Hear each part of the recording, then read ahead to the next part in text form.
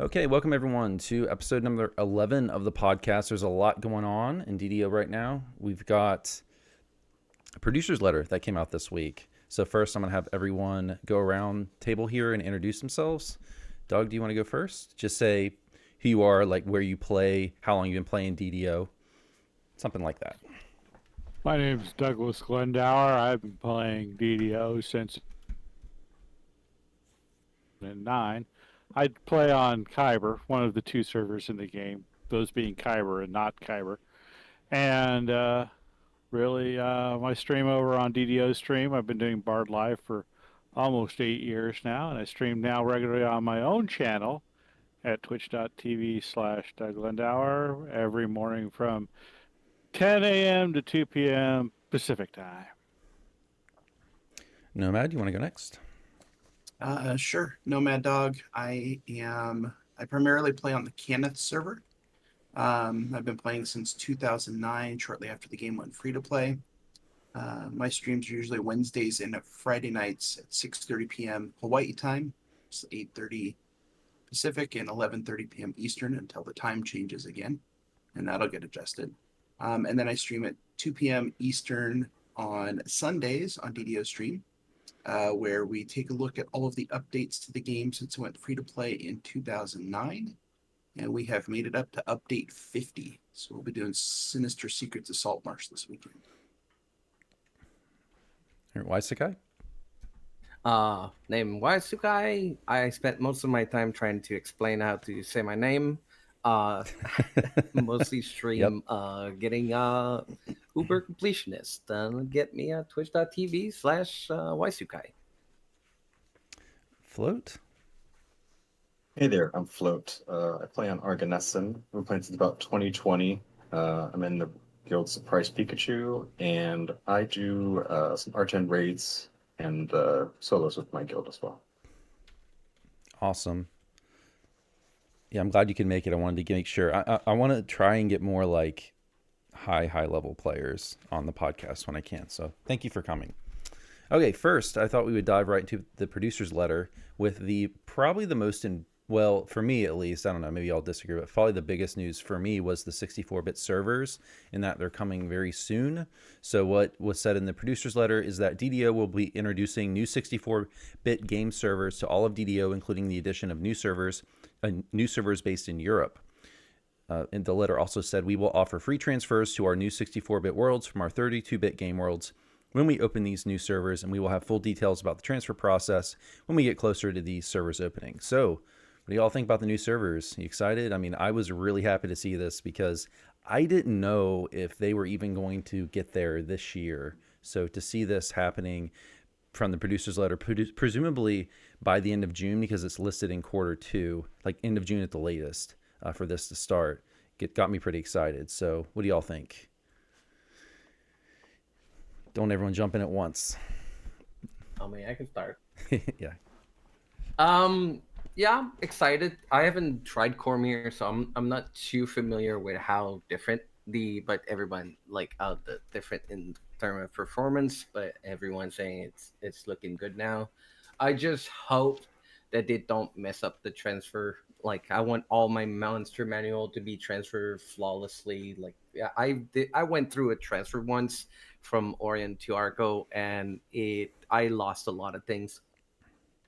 I've never experienced it myself, but I've heard that Monster Manual can bug out on transfer. But that, and for anyone listening who doesn't know, a lot of things traditionally don't transfer over, like guild ship and Astral Shard balance and your stable of mounts, things like that. So presumably they figured out a way to solve those problems. That's my assumption. But we'll see. They've not given any more detail, but you have to assume that, because that's stuff people paid for. But we will see. So, yeah, that's my main worry, is that I've basically built my guild is basically now at this point a one-man guild, and to lose 182 levels in that would be a cruel blow. Yeah. The big thing for me, like when I started playing in 09, my wife and I created a guild, that guild has a symbol and a number in its name, right? Which you cannot have in guild names now. And so my biggest worry is, am I going to lose that guild name that I've had for the last 15 years, right? Because if I have to move to a new server, because the naming convention changed and they took that ability out, is it going to go away? Because it's a unique name that everyone recognizes, especially on Cannith. They know who's playing because it's just my wife and I in that guild. Um, but yeah, the big thing is that, are we going to get all of our guild stuff transferred over? Are we going to have all of our mounts, all of our pets, um, the monster manual? Um, there's just so much that, when you build something up over 15 years and, like Doug said, level 182 guild, I would hate to see something like that disappear when you've put so much time and effort into it, just because they're transferring to new servers. But I am looking forward to it because I'd like to see more people, because I'll be honest, Cannith is kind of a ghost town right now. Yeah, and that's the main thing I'm excited for, more player consolidation. Because sometimes, some seasons during the year and sometimes it's tough, especially for players who are not US players. And I know the European server being announced was a big surprise because the prior Q&A that's Severlin, I keep saying Severlin, it's Severlin apparently. Severlin and Cordovan did. They weren't sure about a European server that it would make sense for them. So it's really good to see that, because I know that the having to deal with the ping going to a Las Vegas server from Eastern Europe has got to be horrible. So great for those players. What do you guys think about number of servers? Because they didn't really say. I'm hoping it's 3, but it might be 4. Probably sure. one of those. Well, less is better, but one of the thing I feel like with a European server might split some people apart, which kind of sad.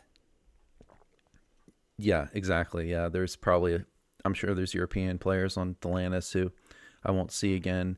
I was just hoping that there would be 3 because there's going to be Cormir. I even wonder, do you guys know if they're going to offer transfers to Cormir? I know they're going to offer transfers off. I wasn't sure with this if the transfer is going to be only to the new 64-bit servers or if they're going to be to Cormir as well. I would say probably to Cormir, but I've heard rumblings from other players saying that they might leave that as a fresh start server, but I am not sure. I'm just speculating.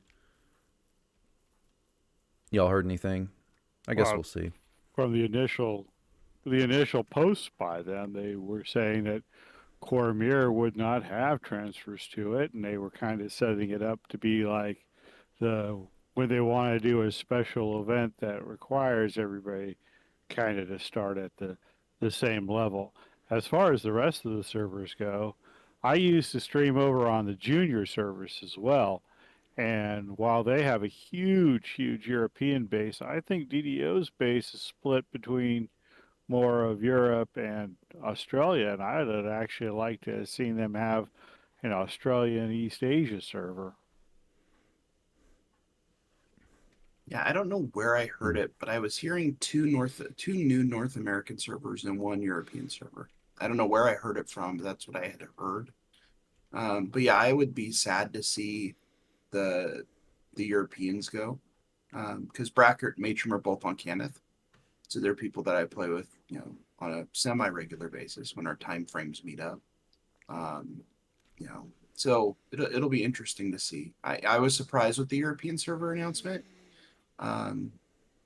And based on my time zone, like Doug said, I end up playing with a lot of Australians and folks from New Zealand just because of the time difference. Mm-hmm.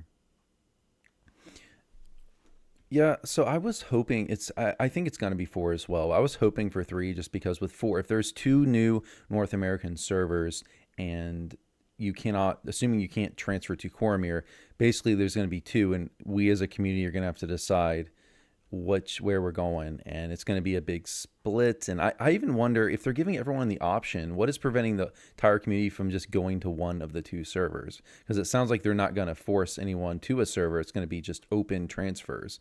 That's what their language seems to be indicating. So I don't understand what's what's gonna? I mean, every community member, like everyone who's in a guild, everyone who's a content creator. What's to stop all of us from just saying, okay, we're gonna go to this server and we're all going there? It's gonna be one server and Wayfinder. Exactly. What's going to stop that? I was. It's because initially I was wondering, okay, how are they going to do this? Are they going to take, say, like I thought it might make sense to say, okay, Orient and Wayfinder, the most populated and least populated, you're going to this server, and they would just force transfer everyone. But that doesn't sound like. And there's some people in chat asking about that. No, it doesn't sound like there's going to be any forced transfers. It's going to be your option. That's my understanding. So, or I guess we'll all agree on a server, all of us, and go there and see what SSG does when everyone picks the same one. Because that kind of happened with Orion when we had the open transfers. Everyone got together and was like, okay, we're all going to go to Orion. And that's what happened. So we're going to have, we might just have one server be Orion, one be Wayfinder in terms of population. So we'll see what happens. Yeah. One more thing that somebody pointed out, I really hope they made the shard account wide thing. Because that's going to be some pain for people that have a lot of shard transfer their character if it doesn't follow up. That's like literally losing money. Yeah, well, it's not a solution, but you can at least buy stuff with the shards and then transfer the stuff you buy. But yeah, I get it. It's not like if you have thousands and thousands of shards, you're not going to want to do that, and you might be saving up for something. But yeah, that sucks. I have to assume they've solved those issues. I wish they were.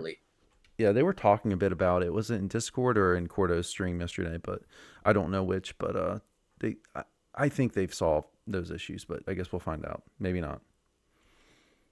Well, over on the junior service, what they've decided to do, the big thing about the transfers over there was the player housing, and they've just decided that there's going to be a window over there where if you had transferred over and your account shows that you'd bought writs, that for a limited time you could get housing writs over there for free. So they might have something geared like that for airships and amenities and whatnot. So how does that work? Well, it reads, you read your history, I guess. I'm assuming that's how it does. And if it shows that you'd bought writs on one of the 32-bit servers, that like for a month, over on the 64-bit server, the number of writs you bought, housing writs you bought, which is like our astral shards to buy airships. You get that amount of housing writs for free. Now, Lotro, nickels, and dimes you just to death over there, but at least they're giving him. They're trying to find a reasonable workaround for people making all these transfers. Okay, yeah. So like, it doesn't transfer directly, but you can pick up the stuff on the new server because it sees your account has X number of mounts or X number of shards. That's cool. That would be an acceptable solution. This is a random thought, but what if it's not a true transfer, but it's more of a copy of what you already have over to the new server? Because we don't transfer to Lamordia, we copy, right? So I don't know what all of the back end, stuff looks like when that happens. But it'd be interesting to see how they're actually gonna do it. Well, but they're not, as of right now, retiring the 32-bit servers, so I don't think that would happen because you would have the same. They wouldn't let you have the same character on two different servers. I wouldn't imagine, especially not copy the stuff you've paid for and have it on both. But maybe. I wonder how long it's gonna stay up. How long the 32-bit's gonna stay up? Like somebody come back to the game like 4 years from now, and I don't know what's gonna happen to them if they haven't transferred. What I would assume is SSG has said they're still supporting 32-bit servers, but obviously they're going to want to retire those going forward. So I wonder if it gets to a point where they just, so let's say a year and a half from now, maybe they take Wayfinder and just force everyone over who's still there, and they auto transfer everyone who's left. But just to be clear, that's just me speculating. They haven't said anything. But you have to think at some point they would just auto transfer who's ever left once the 32-bit worlds are completely dead. They would just auto transfer everyone and then retire the server. But I guess we'll find out. I can't imagine a situation where they'll want to delete characters, because you never know. Someone who was playing the game 5 years ago might want to come back. So they'll probably find a way to auto transfer. That would be my guess. Well, in the past, with server consolidations, at least from what I remember, at least on the Lotro side, they actually like kept the old servers where you couldn't log into them, but they retained all the data over there, and that lasted for 3 years. And then, at that point, well, if you ain't come back in 3 years, they figure you gone. Yeah. Well, I hope they don't do that. I hope they can just auto transfer everyone over who's remaining after X number of years, after it's clear they're dead, and maybe they announce a date and say, hey, you have until December of 2026 to transfer your character, and if you don't do it by then, we're gonna auto boot you to, or auto move you to a random server or something, or maybe the least populated of the 64-bit servers. Who knows? Okay, well, anything else, guys, on the 64-bit servers? I think we've covered most everything. But is there anything you guys want to add before we move on? All right. Well, go ahead, Float. For endgame rating, especially when you get like raids that are going for multiple hours, lag is typically what holds you back from actually completing. So when you have a raid that's been going for 90 minutes, maybe 2 hours now, like so much trash is spawned, and there's just so much going on in the raid at that point. Like so many calculations have been done that I'm really hoping that those 64-bit servers allow us to kind of be in those really complex instances for longer periods of time without having it just shit itself. Yeah. Have you guys been so like Lava Divers or Pika? Have you guys been running any raids over on Cormier or no? We haven't gone on Cormier. You haven't? We do think that if they do make all those 64-bit servers, that we probably are going to transfer just to see how the rating situation is like. Okay. And I don't have any experience playing over there. I have not played on Cormier. So, but I've heard good things. I've heard the lag is a lot better. So, I mean, it should be. Servers have a lot more processing power. So, I was only on Cormier during the first few days, and so I'm kind of traumatized by how bad they were. It did not. It took them a little while, to work out the kinks, and still That every first once in a week was while, really rough. something will still come up. I know last week or the week before, Cormier was having issues, so occasionally something will pop up. I know initially when they started it, apparently the server was only using a small amount of its processing capability so they had to fix that, but it seems overall to be a good experience over there. So I'm very optimistic, despite having not played there. I've just heard mostly good things. All right, they fixed the plat cap. Yeah. Oh God, yeah. Actually, H46 Aviator has said something. I have altitis really bad. I actually have a max amount of tunes over on Kyber. So I'm probably going to lose probably some non-essential tunes on the other servers if I transferred over everything. But to be all in all honesty, like they're saying, if everybody goes to one server, I'm going to have a lot of tunes on other servers that are not going to do anything. So I'm also wondering if they're going to be able to increase the character slot limit, and I'm a little worried about what's going to happen to some of them. Yeah, I would love to hear from them on that, because there are other players that brought that up too. And yeah, if you have tons and tons of alts, you're going to have to make decisions on who goes where, or if you have just a lot of mules, you're going to have to combine stuff. At least with that, you're going to have to combine stuff on characters and then transfer them. So yeah, it's like all the hardcore tunes that I have from all the different hardcore seasons that don't reside on Cannith. I moved them to all the other servers in case I wanted to go play with someone. It's like moving tunes from 8 different servers to one is going to be, I don't have as many alts as Doug, but I got 20 plus on Cannith, and then a smattering on other places. So we'll see. Yeah, because I don't want to have to pick and choose, which ones I'm using when. I need to bring my gear. H4 in chat said that on Lotro, he says they gave 5 more character slots. So I hope they do add more character slots for that. Like 20. What's the max right now with VIP and if you buy all the extras? Does anyone know? For 50? Is it 50-ish, I think? Oh, wow. Let's see. I think I had my guildie that was full. 47, 53. 53, wow. Okay.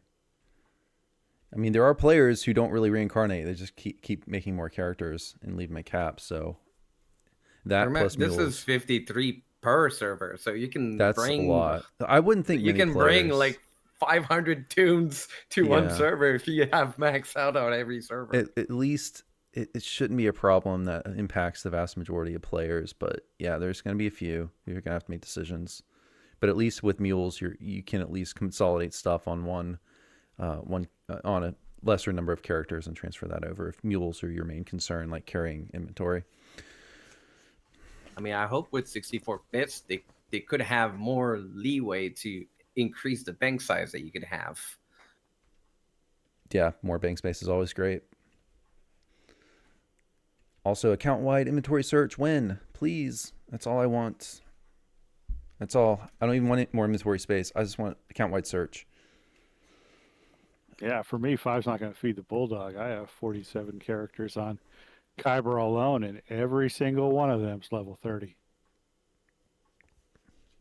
I play another game where you can actually get your gear from your... you can actually move stuff from your other character. Yeah. All right, guys. Well, let's move on to the next big piece of news, which was the announcement of the Lamordia expansion and a new race, the Dhampir. So this is what the producer's letter said. It said, this summer we're heading to Ravenloft with a new expansion set in Lamordia. Lamordia features the distinct Victorian-style horror theme Ravenloft is famous for and introduces a new playable character race called the Dhampir, who are poised between the worlds of the living and the dead. Story-wise, players will discover who has been working to free Dark Lords from the Ravenloft domains and why. Dark Lords breaking loose is a big problem. We know players are no strangers to extraplanar threats and are up to the task. So they did confirm as well that actually Talera replied to me on the forums because I asked, because I read the letter. I was like, okay, is this a full expansion? And she said, yes, it is a full expansion, not a mini expansion.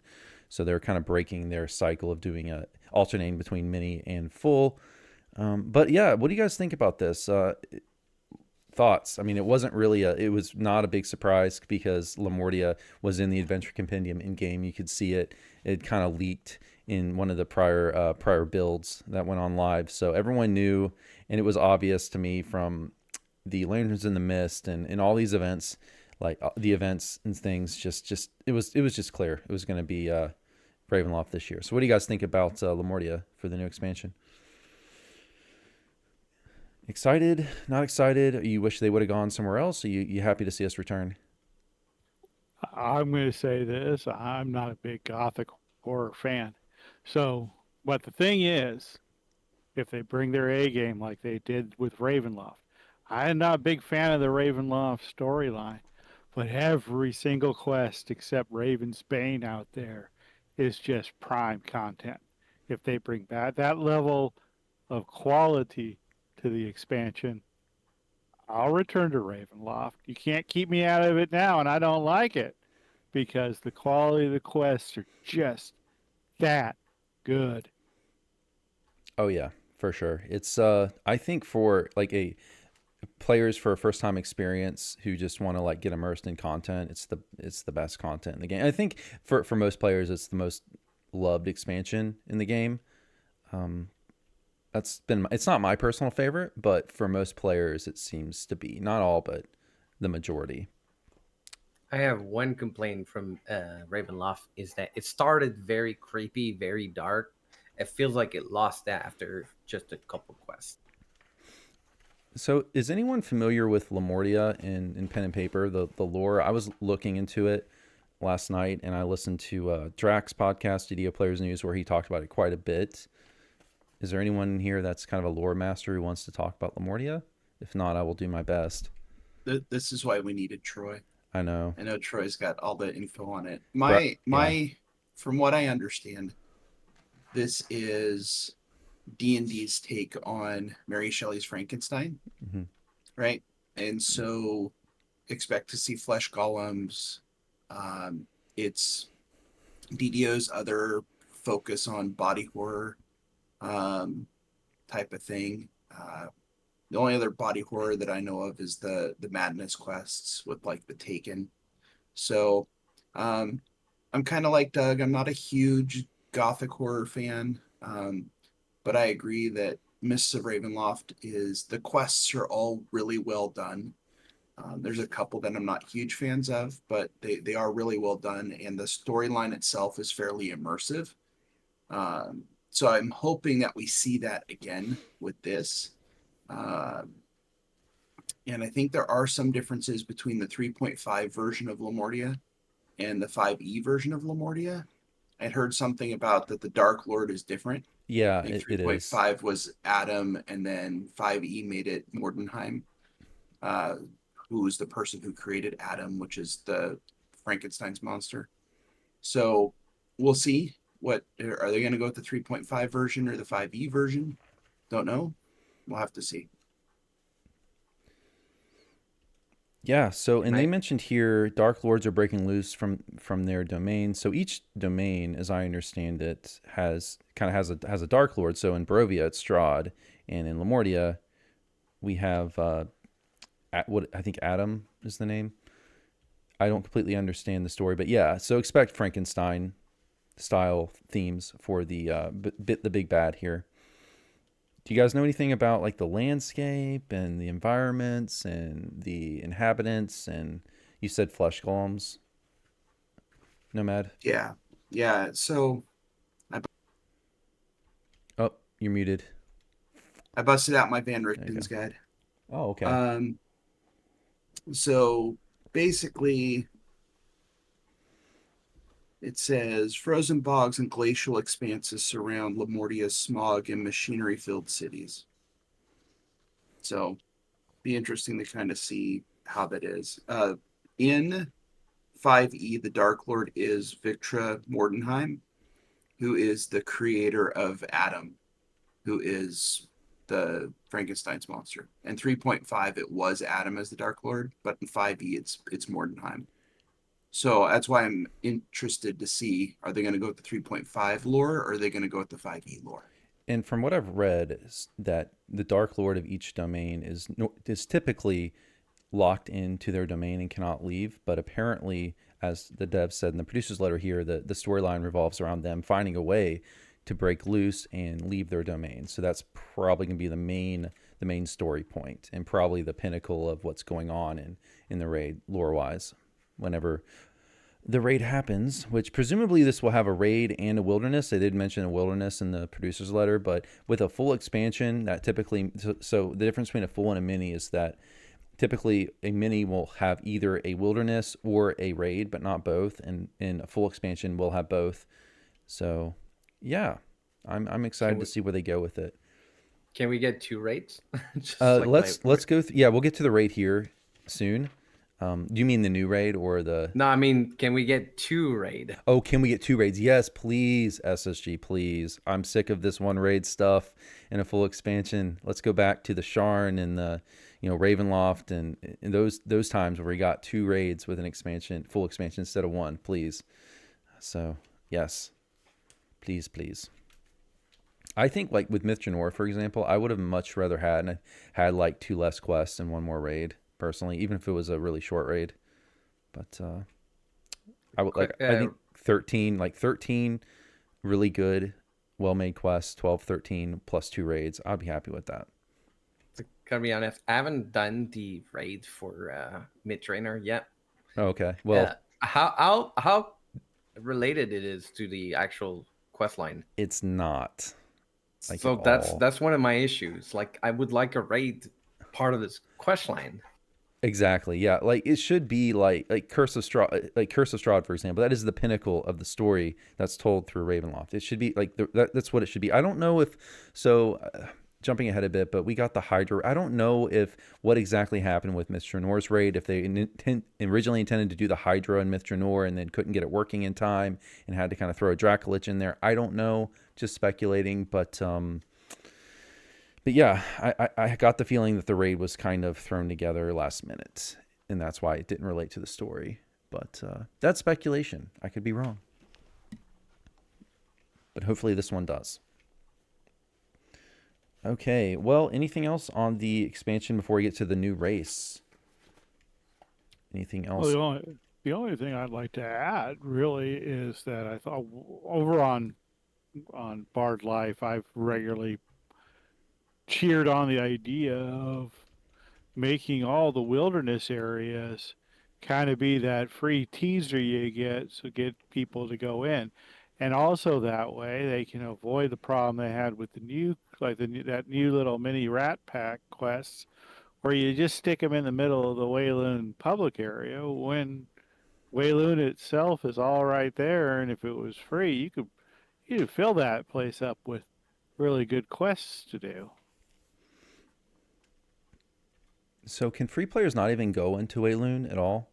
Even the public area? I know they can't play the quest, No, obviously. they can go into the public area, but they cannot go into Wayland Prison itself.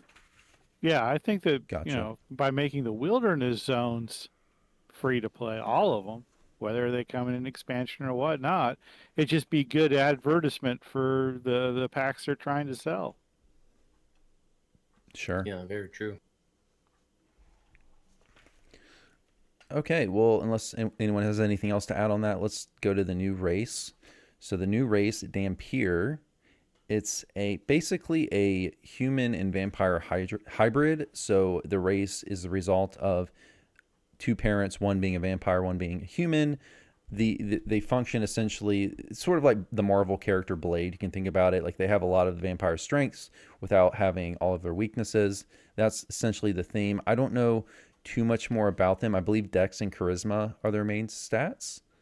Do you guys know anything else? What do you guys have to say about Dhampir? Does someone here know a little more about how they function in pen and paper? First time I heard about them. Well, I'm going to say, as far as like vampire stuff go, I'm going to get my 3 lives and check out. So I'm out of this one. Okay. Yeah, I'm interested to see, is it going to have like Pale Master kind of vibes where they're healed by negative spells, or do you have an option like you do with Warforged to do construct nature, or embrace the more human side of it or the non-machine side of it? It'll be interesting to see how they kind of do this hybrid human undead type of thing. I really don't know. I would guess that they lean more towards giving them the option or at least reducing the penalty, because they made the change years ago where pill masters can now be healed for half with positive energy, and they know that positive is by far the most common way people heal, so they're probably going to lean more towards that direction. But my understanding, and I could be wrong here, but I think aren't they harmed by positive in pen and paper? I don't know. Not sure. I guess we'll find out. The only things I know about them is apparently they're very have a very striking, charismatic appearance. They apparently do not have fangs or don't have very visible fangs. I don't know if they're. It seems like they can be either a caster or a melee. I don't think they're geared more or less towards one or the other. Okay, neutral agent saying that varies from editions. Okay. Yeah, I'm going off what I read last night, so apologies. Feel free to correct me in the YouTube comments if I'm wrong about any of this. Troggy in chat says they imagine it'll be treated the same as Pellmaster in terms of healing. So like it get healed by negative and then healed half by positive. But, I mean, in 5e they have a vampiric bite. So they have a bite attack that when they bite someone, they regain hit points. So that would be an interesting, you know, interesting type of attack to have. But yeah, my understanding is yeah, Dex and Charisma are the things. I think Float has plenty to talk about on this, or is interested in talking about. Yeah, Float, do you have anything to say about it? Yeah, I played the Ravenloft and Pen and Paper, and yeah, there's a bite attack which does let them get back hit points, and then they have a claw attack as well. Um, I think they are harmed by positive in the Pen and Paper in the Ravenloft expansion, um, and they can also be turned undead, I think, as well, but depending on their source. There's lots of kinds as well. Like it also depends how they become a vampire, and that also varies on expansion, like someone was saying. So it'll be interesting to see what source they kind of choose. Because there's all kinds of rules based on the vampire. Like if another vampire created you, then like you're emboldened to them somehow. But yeah, I think whichever type they use will be interesting. So it seems like they could really go in a lot of different directions. So Could be selectable depending, like you pick whatever kind of side you want. Extra healing, extra damage from whatever. Yeah, it'd be interesting if they give you kind of different forms like they do in Pale Master.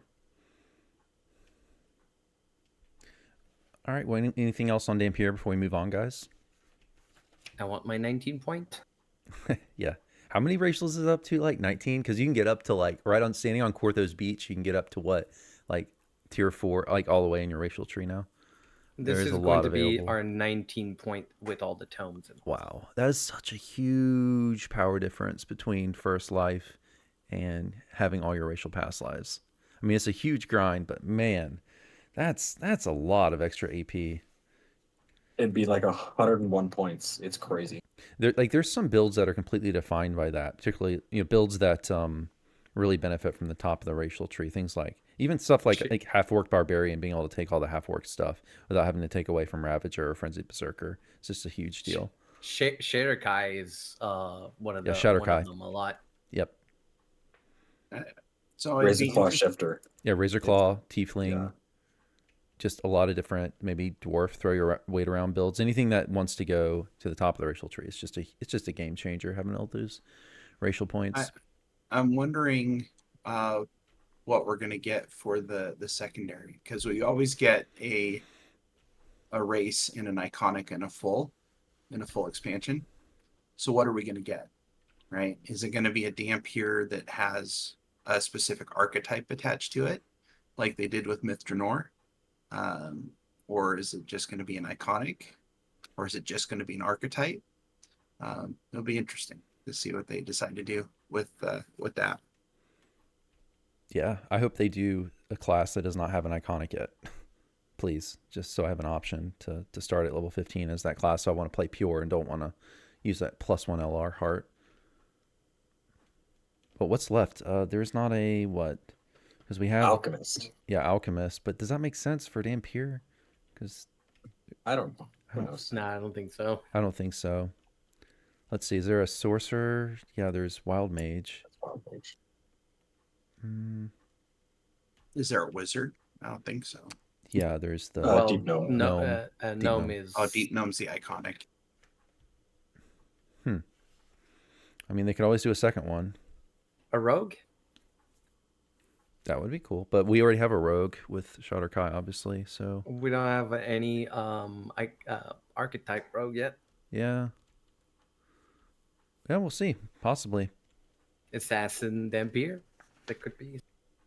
Rogue seems like it would make sense for them. What, Dex and Chabe, so Sorcerer. We already have Wild Mage, yeah. Trickster Dhampir.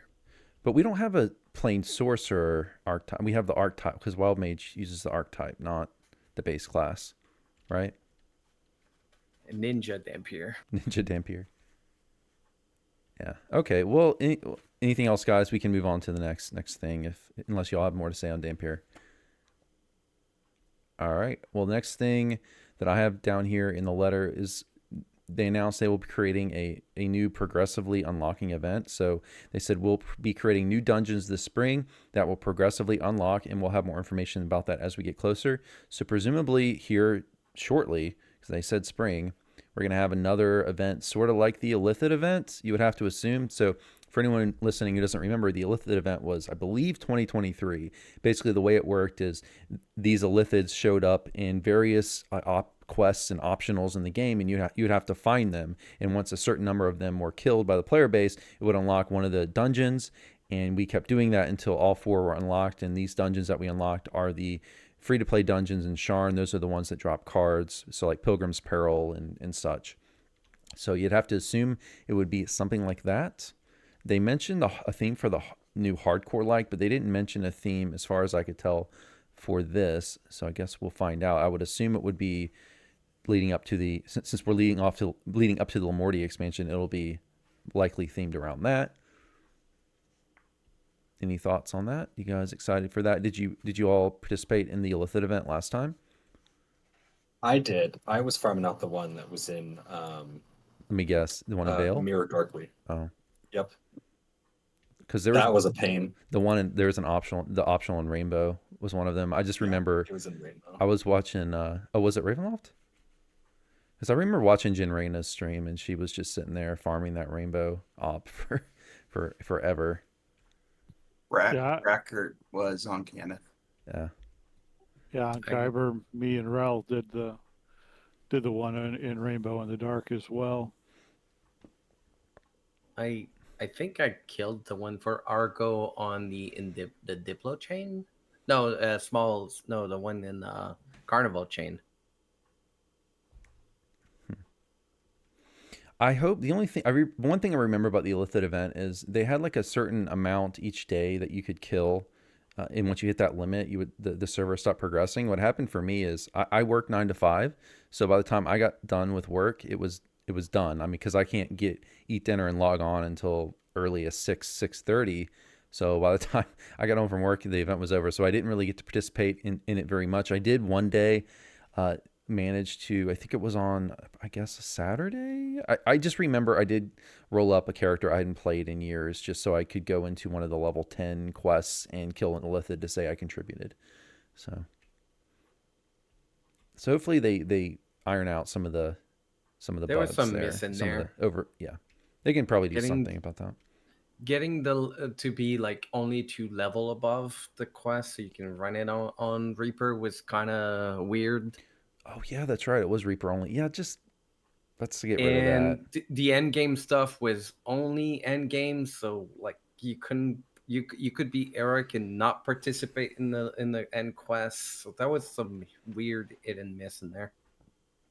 Right. Yeah, because if one was on a level 12 quest, if you had a character that was, unless you had a character that was 16 or below, you couldn't even look for it. I would rather them it's an event, right? Let's just have it on Elite. Just let everyone find it. Troggy mentioned he liked the gold treasure chest rare on that one hardcore season. Yeah, he's thinking of season 8, the Dragon's Horde, way more than the find the squids event. Yeah, Dragon Horde was pretty cool. The Dragon Horde was awesome. That was easily my favorite hardcore season of the ones I played. So the progressive event, is that going to be the live event in Q4? No, this is different. This is in the spring.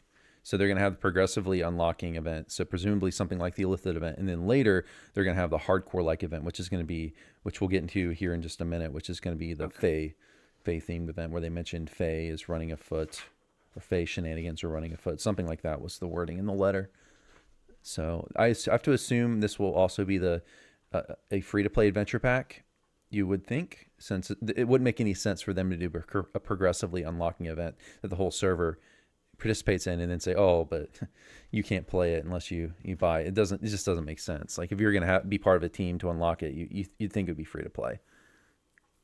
And I imagine there'll be prequel quests that lead into the Lamordia expansion that kind of advertise it, sort of like they like to do before every expansion, with at least one quest that kind of shows off and teases the story to get you interested and get the community hyped. Yeah, Alright. hopefully they won't do something like bring back the thrall champions. I know that was a major sticking point for a lot of people because champions just ended up as thralls, even though you weren't participating in the Illithid event, chasing stuff down. They were a pain. Well, anything else, guys, before we go on to the next thing, which was the hardcore like event. So so this is what the producer's letter said about that. They said Tolero said later this year we will host another live event, but this time it will be across all servers. Word on the street is that we have some Fey mischief afoot. We'll be making some improvements on our event tech as well based on player input from previous events, including more visually distinctive rewards for our most challenging goals, as well as looking into the possibility of a leaderboard for this upcoming event. So presumably this will be just like Lanterns in the Mist, where you can progress on a hardcore route or a non-hardcore route. It's going to be on all servers, not just Coromir. And I'm glad, that was my biggest criticism for this Lanterns in the Mist event. There really was zero reason to do the hardcore route. I mean, all they did was take the same reward and just stamp a tiny little skull on it. What they really should do is it needs to be visually distinctive. So there's a reason to want to take all that risk, because this last event, there's no reason to take that risk. You just go the non-hardcore route and basically get the exact same reward. So it needs to be visually distinctive in that, say if the main reward is a panther, make the hardcore one like an undead panther. Something that's completely, it can be based on this, it can be the same skin, like the same base mount, just completely change, like make it visually extremely different. That's my opinion. There has to be a reason for people to go with the hardcore event, and that's not going to make it feel like the old hardcore did, but it will go a long ways in helping,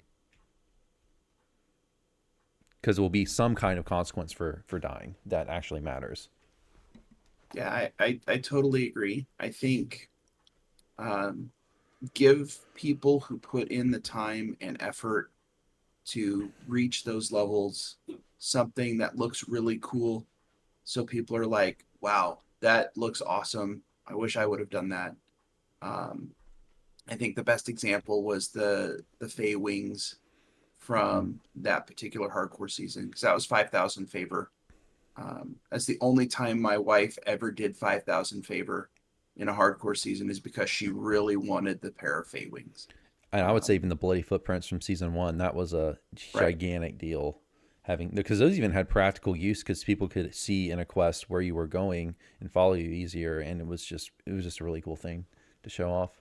Yeah. Now footprints are a dime a dozen because everybody gets a free pair. Yeah, and I think it's fine if later on, like maybe a year later, they offer some kind of cosmetic variant of that's easy to obtain, but at least give the hardcore players, and this is coming from someone who probably will not do the hardcore route, but I think those players should have something special to reward their effort and the difficult things they went through.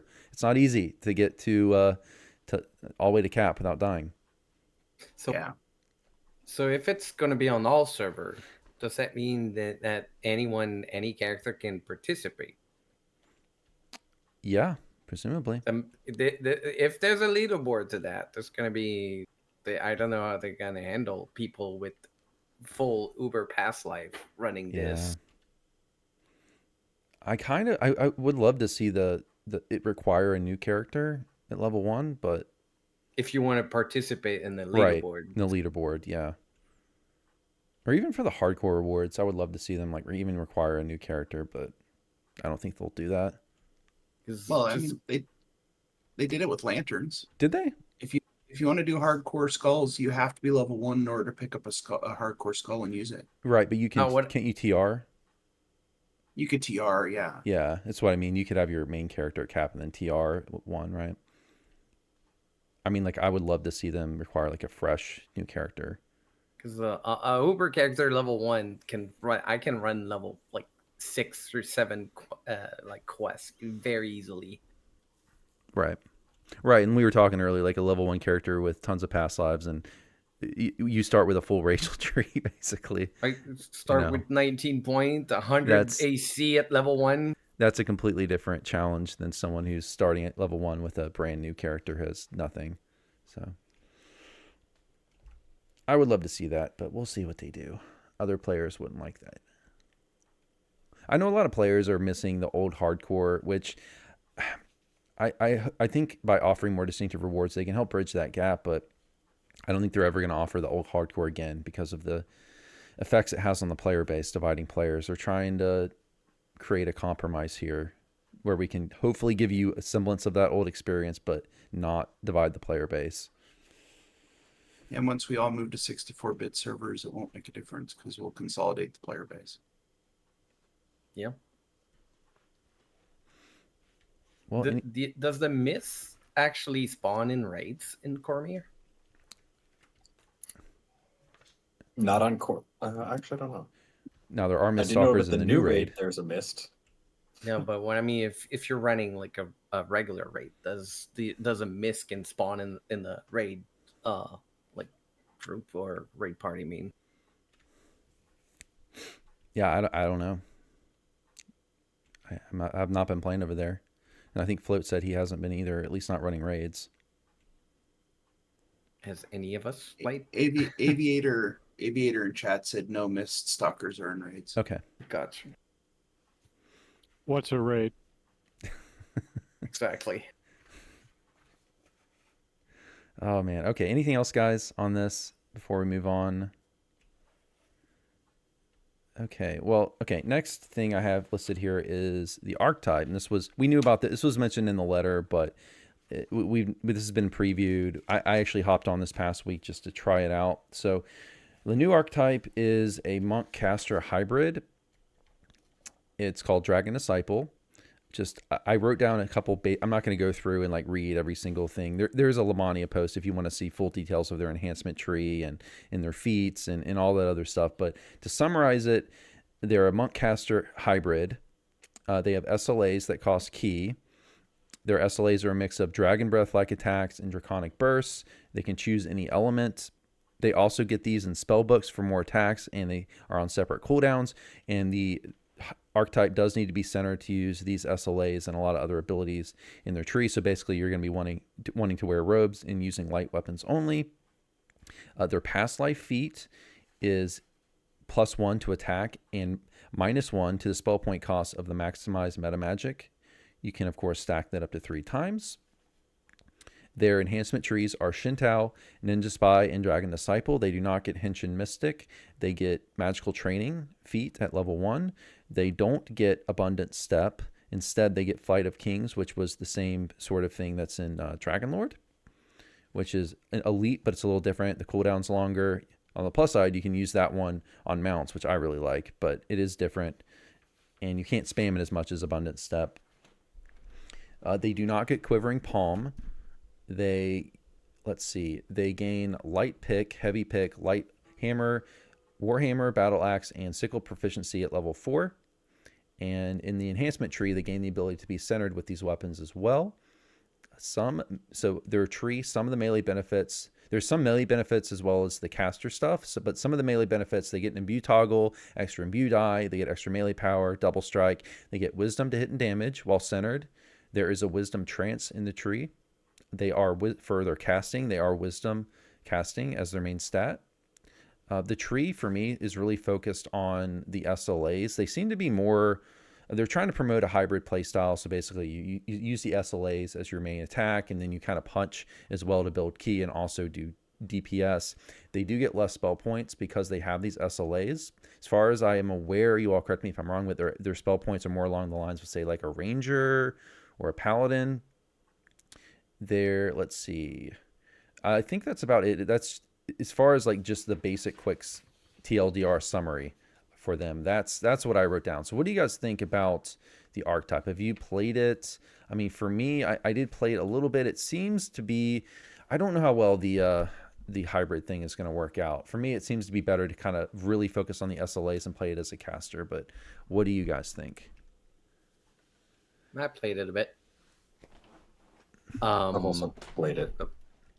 My first thing was I made a dark Dragon Disciple melee, and the first thing I noticed is that as a dark Dragon Disciple, I have no healing whatsoever. because you lose the Henshin Mystic, so there was like just no healing. That was kind of rough. Yeah, I see when I played it, I was using the light, and the healing's better than base monk on the current live servers. It's pretty nice. So I mean, it's not amazing, but it's pretty nice. But I mean, it's fun to be able to be centered with something else, especially like an axe and stuff like that. Yeah, and oh yeah, in the SLAs, like I was surprised at how little key they cost. So you don't have to worry too much about that, other than the capstone, which basically doubles the damage for a very short period of time. I think it's 20 seconds with a 2-minute cooldown, 3-minute cooldown, something like that. But it costs 100 key, but it has a bunch of melee benefits for 20 seconds, and it doubles the damage of, I think, 2 of your SLAs. I think the highest tier ones for that duration. But it seems like the play style is you're really going to go through heroics, spam the SLAs, punch stuff occasionally. I wonder. See, the thing with hybrids is there's only so many slots on your feat list for feats, and there's only so many slots in your gear set for stuff. So it's hard to fit in everything you need. And I don't know. I think this is something that might be fun and might be pretty good for heroics, but I don't know about end game being super meta. Float, do you have any? What do you think about it, Float? Because you're kind of the So build I got a lot of guru. thoughts. I agree on the feats. Like this needs like 3 or 4 more feats because you need too many things. You need all your combat style feats if you're going to be in melee, but then you also have all these spell slots that you're going to fit in because you have to land your spell DCs on the roars and the breath. But then you also want to take some meta magics because you actually are a caster, right? Like you want quicken and probably maximize, maybe empower.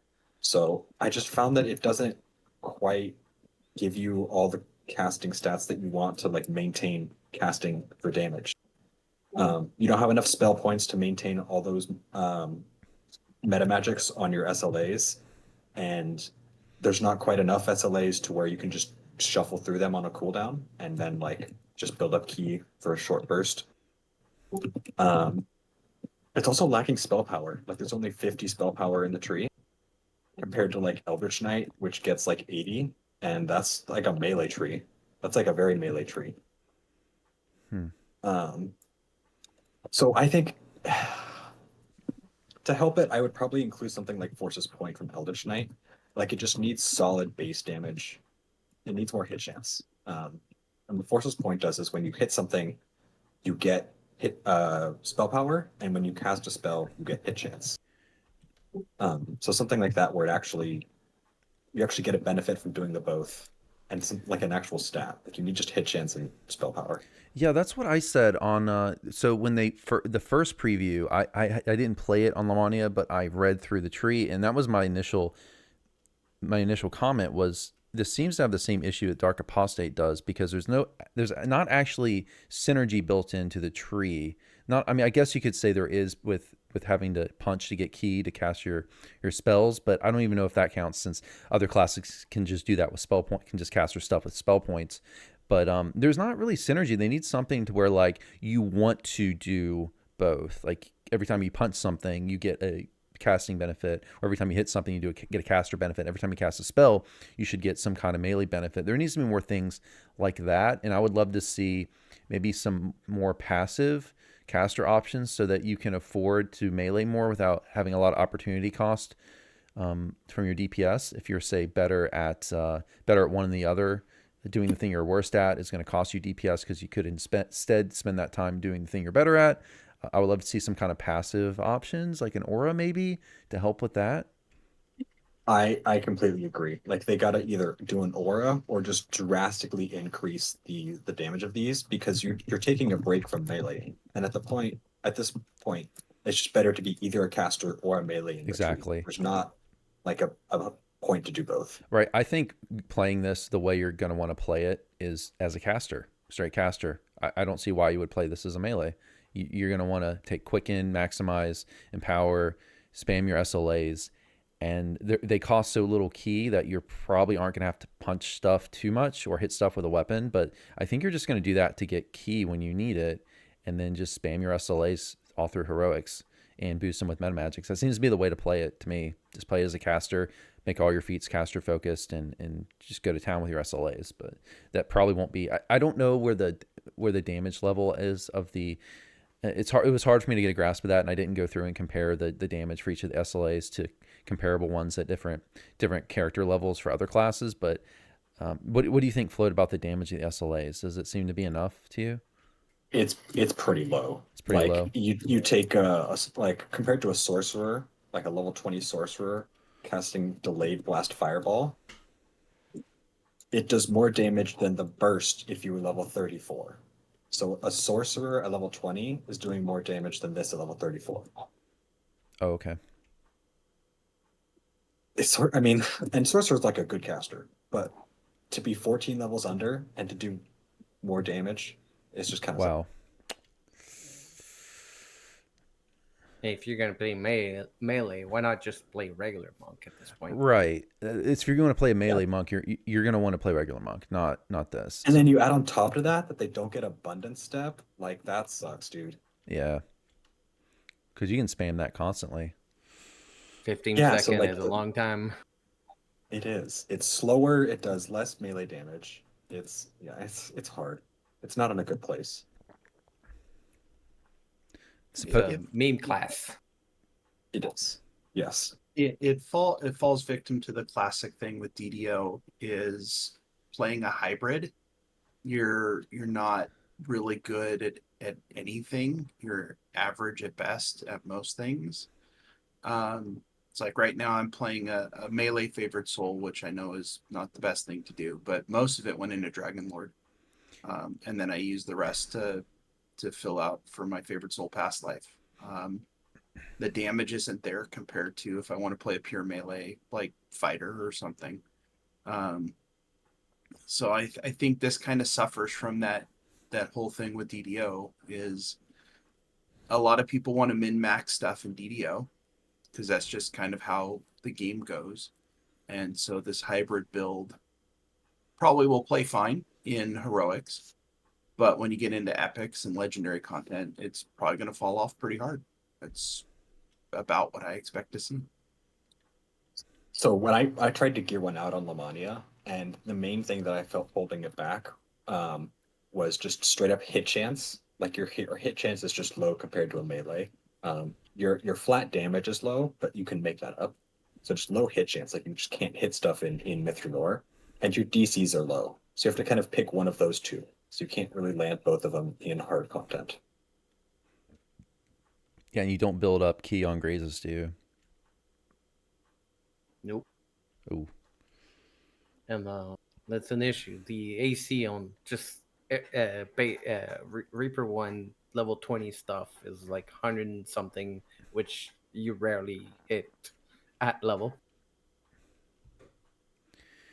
Yeah, like 25% of your hit is grazing hit at that point. I think to try and be positive, I think maybe this is intended just not for being meta. Maybe it's just supposed to be for casual players to have some fun, and if that's what they're going for, then fine. But I don't think it's 3 past lives. Yeah, you got 3 past lives, so you got more stuff to do. Have at it. But I hope that we'll see what happens. As I would presume, I think it's dropping next week, isn't it? Next week or the week after, but soon. I mean, it would make sense because the new Dragon year is on 28th, I think. So. Mm-hmm. So my current suspicion is one of the reasons why they're including they're kind of doing two things. They're really increasing the AC of monsters, so you need AC from gear and other sources. But then they're putting hit chance in some of these past lives. So for endgame players who still want to like hit stuff in Reaper 10 content, you kind of already you need the past lives for the hit chance for something. So new players might play it for the actual feel of it, and endgame players might just have to do it for the hit chance. From the past life, you mean? Yeah. Yeah. I mean, like specifically why they're including hit chance and Right. why the AC of monsters is so high right now. Yeah, I mean, it is crazy. Like at in game, you need so much to hit now. I'm so glad they added feats like Eerie Aim that helps some builds because man, you really got to focus on to hit when you get to legendaries. some of the bosses and say like Eilish Red, Vecna, and Mithra Noir is just crazy. So I did the new raid, and I rolled a 16 plus 191, so I was plus 207 to hit, and I missed. Wow. Wow. All right. Well, anything you guys want to say on the archetype before we move on? Any last words, thoughts? I know Doug, you and Nomad have been pretty quiet. You guys have anything you want to add, or just not really your thing? No, I didn't. I was gonna do stuff on Lamania. I was like, you know what? I'll just wait for it to hit live because I know that at least in a couple of the builds on Lamania, at least the first build, there's a lot of stuff that just wasn't ready to go in the enhancement trees. It wasn't fleshed out yet, and so I was like, what's the point? For me, I have a monk that I do play occasionally. I don't know if I'll TR it into a Dragon Disciple or not. But we'll kind of just have to see once all this goes live exactly what I'm going to do. That's about where I'm at with it right now. Thank goodness I was wearing my glasses. I took a nap there. You must have been talking about Dragon Disciple. We were. Okay, guys. Well, we'll move on to monk changes next. So, in addition to the new archetype, which is a monk archetype, they are making a lot of changes to the base class of monk. And I'm hoping you guys, I mean, I just started playing monk for really the first time, and other than just doing splashes, really the first time playing a like pure monk was a couple weeks ago. So I'm hoping you guys can discuss this more than me. But from some of the Lamani notes, just some basic, I'm trying to give like a short summary of the changes to monk. The one big one is they're removing the combo system and its core components. So they're retiring the feat-based elemental combo builders and the resulting combo finishers, and these effects have been redistributed into the abilities in the monk trees.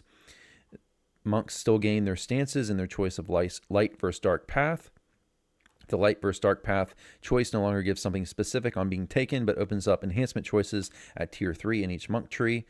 And overall, these changes were aimed to give a little more support for strength and dex monks, basically non-wisdom, because most monks tend to be wisdom as of right now. Quivering Palm, some other notable changes. Quivering Palm's DC now uses strength if it is higher, so it's the highest of strength, dex, or wisdom. Stunning Fist DC now uses the highest of strength, dex, or wisdom. And they've gone through and they've made different improvements to the enhancement trees. But yeah, maybe Float and Waisakai, what do you guys think? Because I know Float, you have a lot to say about the monk changes. What do you think? Do you think that these are overall good changes? What do you think about the combo system being removed? Do you like what they're doing here? Do you think it makes them stronger? I got a lot to say. I'll let you two kind of go first. I play monk quite a lot. I used to do level 20 monk before, but when I find out that you don't get any quarter staff speed at any level instead of level 20, I started doing the 18 monk, 1 rogue, 1 favorite soul to get the attack speed, the trends, and now they just put everything in there. You get trends, you get attack speed, so I can ditch the I can go pure monk now. My problem comes from I don't play monk, my wife does. And my big thing comes after the artificer changes. What we have here is a problem with the small team over at SSG. It's something they have to do, not something that they should do. Because in all honesty, I'm against them changing basic core mechanics that have been with us ever since classes or the game was launched. And that includes the combo system. I didn't like the idea of removing the combo system because it made the monk unique. Now, I understand that, with the release of Dragon Disciple and the small team that they have now at SSG, they were basically given 3 options. They could take the easiest way, which they would never do, which is just basically remove all the nerfs they've given to Monk over the years because it doesn't scale well. It's what they said, or that's what Verlin said that it didn't scale well. That was making him really overpowered in legendary content. They could try to fix the combo system, but they just don't have the resources. But they've got to make the changes because of Dragon Disciple coming out. And this is what we get. I'm I'm kind of with the SLA or being included in the tree. It's not that bad. You can still do all your attack, your nauseating, your all that without using the system. I mean, what uh, I know that the it was so complicated to keep your finishing move active. Just picking up Renin on the ground would just disrupt it. So quite an issue there. Just opening doors. So there's no way you could keep your finishing move for the next back because you would have to pick stuff and I I don't know. I've been playing Monk a lot. I kind of like the change. I'm in a similar boat, Sukai. I was initially kind of skeptical about them getting rid of the finishing system because I was really a big fan of a few of the finishers, like Earth Dark Earth mainly, Fire Dark Fire is a good one. Um, those, I mean, the auto crit, that's what people were upset about for damage. But they went through and they put a few of them back in the tree, so I'm not quite as upset about the finishers being gone. It did give this monk sort of unique feel, but I feel like monk still has that feel. It's got so much crowd control. I will say I'm really happy that they're starting to put wisdom to hit and damage in the trees. It was really hard to make a first life free to play monk for new players that was wisdom based because people did not have falconry. So for like new players who just want to play monk, now you can have wisdom to hit and damage without needing to spend any money. So I really like that change. The wisdom trance, that's amazing too. I love the trances in the tree. Like they do it with Dragon Lord. They're making some really strong melee classes now. And for damage, like they juiced up the damage of hand wraps. They put all that melee power in the unarmed fighting feats, and they put I think improved Archer's focus in Tier 5 Ninja Spy. So hand wraps is getting between 60 and 80 melee power, and Shuriken is getting I think 20 double shot and 50 range power. So Shuriken and hand wraps are going to be stupid strong damage. Nice. Yeah, I'm looking forward to trying because my monk right now I'm leveling is what level? I think I'm at level 20 right now. So I'm looking forward to comparing the old monk to the new monk, which is kind of why I rolled up a monk like 3 weeks ago. Yeah, I'm excited for it. It should be Yeah, interesting. yeah. It seems definitely like Cane Rat Monk for sure is everyone's saying it's stronger now after these changes. So maybe it'll be the year of the monk. So my take on this is pretty simple. So I rolled up a monk years and years ago, and I played it as a punchy monk all the way up to, when 32 was cap. And it it was not great with hand wraps. It was okay. So I ended up reincarnating into a quarterstaff monk just because the quarterstaff monk felt better as a monk. Um, if hand wraps got better now, I might go back to playing a punchy monk again because I really enjoyed that playstyle compared to quarterstaff. But quarterstaff, it's just been stronger over the last couple of years. Um, when it comes to the combo system, I my engagement with the combo system was fairly simple. I was a light monk and I would play light, light, light. So I got my healing thing going. And then the random AoE with the occasional, clear out curses when we're doing Legendary Shroud for everybody. It was never that involved for me with the combo system. Um, and the fact that I would hit light, light, light, um, and the combo finisher would show up, but then something would happen and I couldn't get it to work, and I would have to hit it again just to have it pop back up. Right? It would like disappear, and then I have to do the attack again in order to get it to pop back up in order to use it, even though I had already hit 3 of the light finisher combo things. I'm okay with them changing the combo system. I like the fact that they did go back and add some of those things back into the enhancement trees. And I think the fact that they've opened up the weapon selection in terms of what monks can use and still be centered is going to be really interesting. I think we're going to see some interesting types of builds as we go forward. And I'm looking forward to messing around with it when it hits live. And I know that's the main criticism, right? I mean, what do you all think about, and I know Float mentioned it briefly, but the main criticism I've seen is, okay, you're removing the combo system. Is that going to fundamentally change the feel of the class? Because that was one of the main things that differentiated it from other classes. Does removing that make it too generic? So I've thought about it, and I don't think so, because Monk is still so focused on the crowd control. Like, the reason why hand wraps feel so good is because you have a disgusting amount of buttons to lock anything down.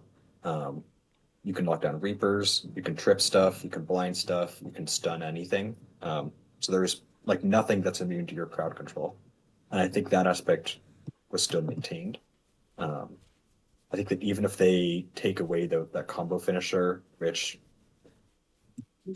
so I think overall it's improving the like raising the floor and raising the ceiling as well. And whether or not like the kind of the flavor aspect of it feels the same. I think people are going to play better with it. Okay. Anyone else? It's also that it's removing a lot of button to play, because if you want to use everything, that's 3 bar easily full of attacks of Yeah. earth, dark, fire, and all that. That's a lot of thing you want to press. That's the reason why my wife played it. She felt that almost every other class in the game was just click and hit a couple of buttons. That's what drew her into the monk, was actually the to have one class in the game that was a little bit more complicated, more forward thinking than the rest. And she says she gonna miss that the most. There's still more button, but I mean, you don't have. There's like maybe 1 bar less of stuff. If you have a gaming mouse with 12 buttons, it's way easier. But if you only have 1 mouse with 2 buttons, and your keyboard, your finger is gonna go from 1 to 0. And I know, like that's Monk is the one classes I played it. I feel like because I just use a regular mouse, and I feel like I need a mouse with 12 buttons on it, foot pedals, an extra keyboard.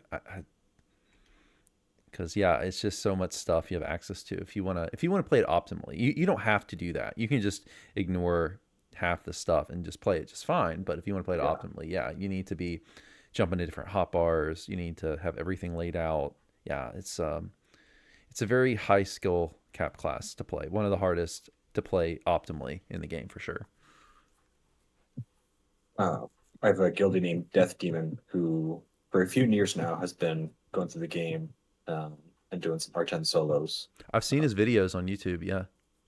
Yeah, he's one of the best monk players I have ever seen. Like his ability to just see a monster and like Earth Dark Earth it or Firelight Fire it and get saves. It's like players who are really good at monk are insanely good because they know all the buttons. Yeah, that's the aspect I'm coming from. My wife, back in the day, before epics came about, there were guilds on Kyber that would seek her out just so she'd do tire to spare with them and whatnot. So the only other question I would have, and maybe why Sakai or Float might have some insight into this is I know that plenty of people were talking about thrower builds and how these changes are going to impact thrower builds. Do you guys have any insight on that? Because I've never played a thrower and I've always thought about it, but I just don't even know where to start. I'm not a thrower. I'll leave it to float. So throwers historically have always been really, really terrible to level, and then just disgusting damage at endgame. That is still true for the most part. They got a little bit more damage while leveling.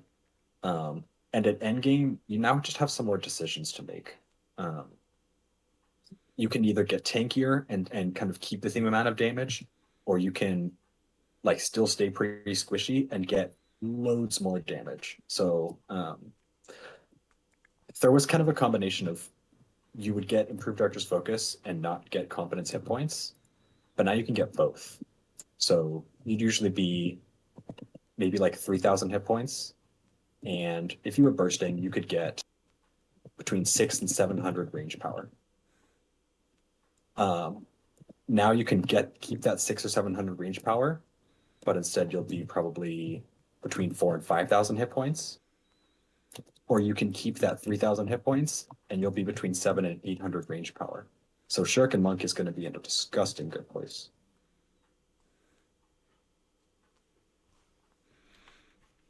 All right. Well, anything else, guys, on the monk changes before we hop into the new raid? Okay. Well, let's talk about the new raid then. So this is from the producer's letter. Talero said the raid, so this is the Hydra Raid, will release shortly after our anniversary and features a new enemy. We are very eager to see people battle a Hydra. So which of you, because I know Float did anyone else here play the raid on Lamordia? Doug or Waisakai? I saw your video, but I didn't watch it through. Yeah. Doug, did you get a chance to check it out? I haven't done a raid since Strahd. Okay. Well, I know Float did it. I did it. I know Float was running like testing it out on R10, and we ran it. You know, I put a group together. We ran through it on normal. We were able to complete, and I'm happy to say it's really good. And I'm happy to say that because I thought Threats was pretty bad. Threats old and new. So it's nice. Yeah, the Hydra boss is really cool. I don't know if I want to go into too much in terms of the mechanics. All I can say is like, because I don't want to spoil it for people, but all I can say is you do have a lot of party coordination in this raid. DPS matters a lot too, but a lot of it comes down to managing the different Hydra heads. You probably want 2 tanks. We do see the return of the Baylor as well as an optional fight, which I think that fight is really cool as well. Float, is there anything you want to say? Like, do you think the raid's good? I guess we can get into spoilers. I guess it's fine. Float, do you have anything you want to say? Yeah, I'll say a few things. I say maybe if you don't want spoilers, now is a good time to tune out. Right. And, yeah, just skip ahead. I'll put timestamps in the YouTube video. If you don't want spoilers for the raid, then hop to the next timestamp. But let's go ahead and spoil. So on the first Lamordia, it was pretty easy. It was just kind of a boss beatdown, and the only coordination you had to do was just when the melee had to leave to go get a lantern. But you would go right from the lantern right back into the main room. So they changed that now. And so now they kind of added a KT aspect where you have to clear rooms. So now each time when you go get a lantern, you end up in a random hallway. So that means every single person who goes to lantern has to be self-sufficient in both healing and damage. Can you go into those new rooms as a group, or is it just it's random? Random it's instance? Completely random. Wow. And I did see though that a tank can end up in a room solo. They did increase the number of charges on the lanterns as well. I saw based on difficulty. So based on difficulty, normal there's 8, on hard there's 6, and on elite and Reaper there's 5. Okay, so I guess for people listening, I feel like I should probably do a quick spoiler summary of the raid. And it's been about a week and a half since I've done that, so I'm going off memory here. But basically, you go into the raid, and you have the raid's made up of 2 encounters. The first one is the Baylor returning, and there's a shadow mechanic. So there's the Baylor, and this is again optional, which gives you a second chest if you want to do it. But you have the main Baylor, and you have trash. They all have a shadow over them. The mechanic of that fight is you want to the tank wants to position themselves between the Balor and the trash, and the Balor will spam its lightning attack. When it shoots its lightning attack, if you get that the Balor to shoot the trash, it removes the shadow, and the shadow gives all kinds of, I don't know exactly what, but certain defensive benefits, a lot of DR. So the mechanic is the tank tanks the Balor, has it shoot the trash, kill the trash, and once the trash goes down, the shadow drops on the Balor, so you can do a lot more damage to the Balor. So that's essentially the mechanic. You repeat that process. So it's very kind of tank focused. After you go through that phase, you go into the main area, and everyone can pick up a lantern. The lantern functions like clickies. There's a certain number of charges, and the lanterns have a few different uses. One is to clear a mist effect that seems to have, I'm not sure, correct me if I'm wrong, but it seems to have a cloud kill-like effect in the main fight area where the Hydra is. There's a lot of trash to deal with. Go ahead, Float. Yeah, it's almost like one of the heads in Skeleton in the Closet, where it's like a timer. So instead of blocking when the timer goes out, you have to use a lantern to clear the effect. Otherwise, it's a small area of effect of evil damage. Okay, evil damage is kind of the theme of the raid. Okay, so you go into that room. So you're gonna have to use these lanterns every once in a while. Use them as a clicky to clear that mist, and also there's 5 circles. There's a circle in the middle and ones in the corners, and they can turn red, blue, or white. And you kind of have to manage the color. So when you use a lantern in a circle, it turns it to white.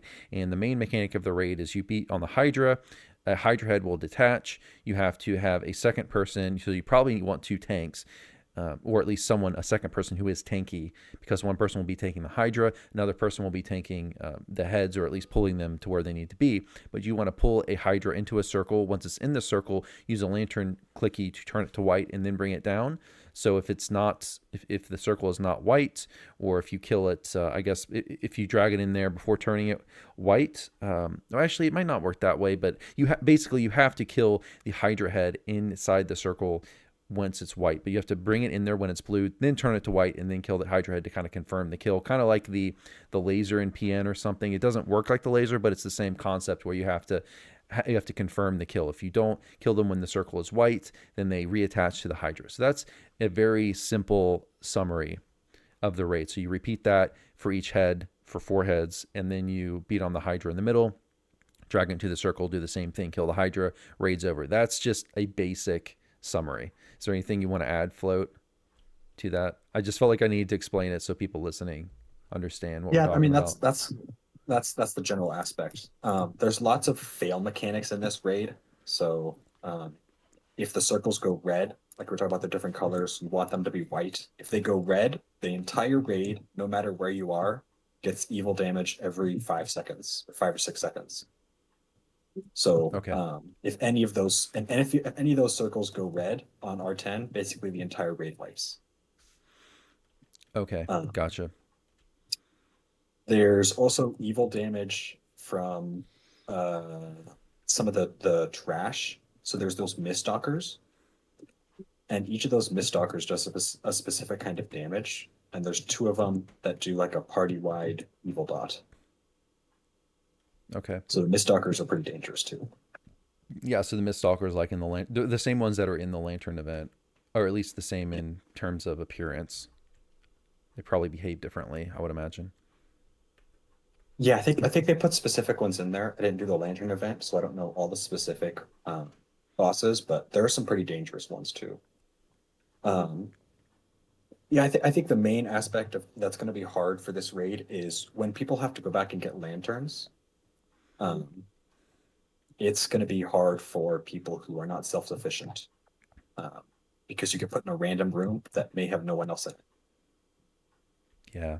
So you're going to have, there's a lot of different roles, because you'll have to have a team of self-sufficient people and presumably fairly fast people to be assigned to get lanterns. And then you also need probably 2 tanks, or at least a tank. It depends on difficulty, but at least 1 tank and someone else who can pull Hydra. So 2 tanks. You're probably going to want a healer, because there's a lot of nasty stuff the Hydra boss puts on the tank.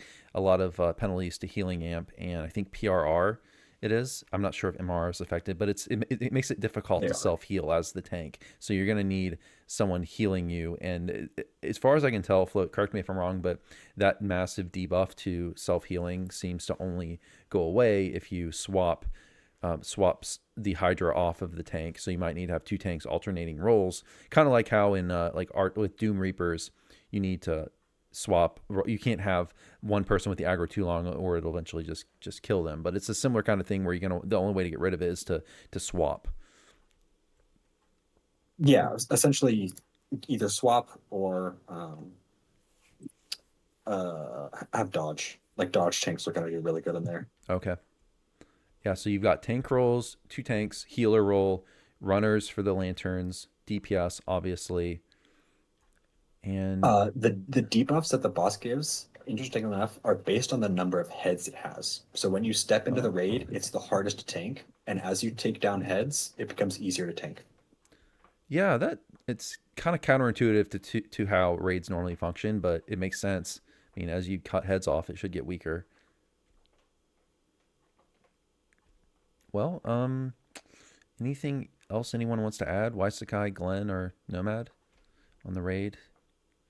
I haven't seen much, so not for me. Yeah, it's all I'll say for anyone who hasn't tried. It's really good, and it's also free to play, so everyone can play it. So go check it out. I do wonder how it's not going to be the easiest one. This isn't VOD. It's going to be one of the harder ones to pug, I will say. You need party coordination. And one of the things that we really noted is that you have to make sure you use the lanterns at the right time to confirm the Hydra head kills, because for a while we were having people use lanterns too early, and then it wouldn't confirm the kill on the Hydra, so it would reattach. So you have to really communicate on when you're using the clicky. Because I think you have to drag it in when it's blue and then use a clicky to turn it white and then kill it, I believe. No, it can be white before you drag it in there. Really? Okay. Actually, when you drag it in there, there's a green circle that lights up that lets you know it can be killed. Is that in all circles? I saw in the middle there was. In all circles, yeah. They Really? added Okay. it on all circles with the second Ma- one, yeah. Maybe that's what we're running into, because does it have to be inside that small green circle on the corners? I don't think so. I think it has to be inside the white circle, and the green circle is in like an indicator. Okay. All I know is we were dragging in there even though they were white and they died inside the white. They weren't dying. It could have just been a bug potentially, but for us it was like we had to make sure that we dragged it in to get it to, when we were getting it to work on the first preview. From what I recall, we had to drag it in when it was blue, then turn it white, not turn it white until it was in there. But maybe that was a bug thing, or maybe we're doing something wrong. What's got the one level question. range What's the what? on the? What's the level range? Oh, that's a good question. Is it 35? I think Isn't it 36? Is it 36? I'm not sure. it's either 35 or 36. So on Reaper R1, it's 37 or 38. Okay. It's a pretty hard. I am very glad that this is not like a DPS race. Like you need bursts of damage for killing the heads, but it's not like where you just sitting there plunking at the dragon, just waiting for those 70 million hit points to go down. That's what everyone hated about threats. They just went way too far with the hit points. So I'm glad and happy to report to everyone listening that the raid is not just hit point bloat fest. Mystic Dragon has a question. So the random rooms. So let me read his question for everybody first. So his question was, so the random rooms only place one person and not more in them? Go ahead, Flip. So they can place multiple people, but it's totally random. I think there's like 6 or 8 rooms that we saw. So you have a pretty good chance of not getting in the room with someone. Okay, so we'll see. Yeah, that was added in the second preview. So I haven't seen that, but I know Float has. So we'll see. Also, this raid is not coming in the next update. It's, as far as I understand, it's going to be probably the one after that. So it's probably a few months away. So we'll see. It could potentially change more. I would imagine there'll be more previews for this. I thought it was coming in like 4 days on the 26th. I don't think No, so. That's just the monk in the archetype. I always thought it would come at the end of the Lanterns event. I thought that was about the time frame they would be doing it. Yeah, it's not soon, because the next updates will be the archetype and the monk, and then the raid will be the one after that. So probably, what are we in right now? We're getting toward the end of February. Probably like early April, I would guess, for the raid. But they haven't announced a date for the raid to drop. I was thinking it was coming after the anniversary party. Okay, yeah, I don't know. Well, I guess we'll find out. They've not given a date, so sooner than later would be cool. Question though. Yeah. Shoot. About lore, is there? Because I know there's like the tutorial for Cormier, right? Is there any tied to that or no? The Baylor, the Baylor's in the tutorial. Is there any kind of lore or story between the tutorial and the raid, or? I did not. So when I was running it, the DM text was there, but I didn't take the time on Lamordia to read the story. So I don't know. It's a very loose tracking. I also didn't fully pay. I read it, but didn't kind of internalize all the what the story meant. But the Baylor's is just the optional, so I'm not even sure it's extremely tied to the raid. All right. Well, Right. anything else you guys want to say on the raid before we move on to the last thing?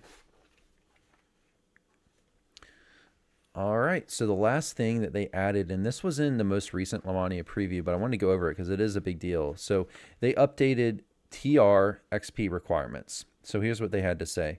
Changes have been made to the true reincarnation system to defer when the increase to required XP begins in heroic levels. So previously, your first life, and this is from 1 to 20, required 1.9 million XP. So that's all the way from 1 to 20. Then the second life required 2.85 million XP to get from 1 to 20. And then third life plus required 3.8 million XP to go from 1 to 20. They're changing that. So now your first, second, third, and fourth lives will require 1.9 XP, 1.9 million XP to go from 1 to 20. So that's the original 20 or current 28 point curve. You're going to keep that first curve for your first 4 lives.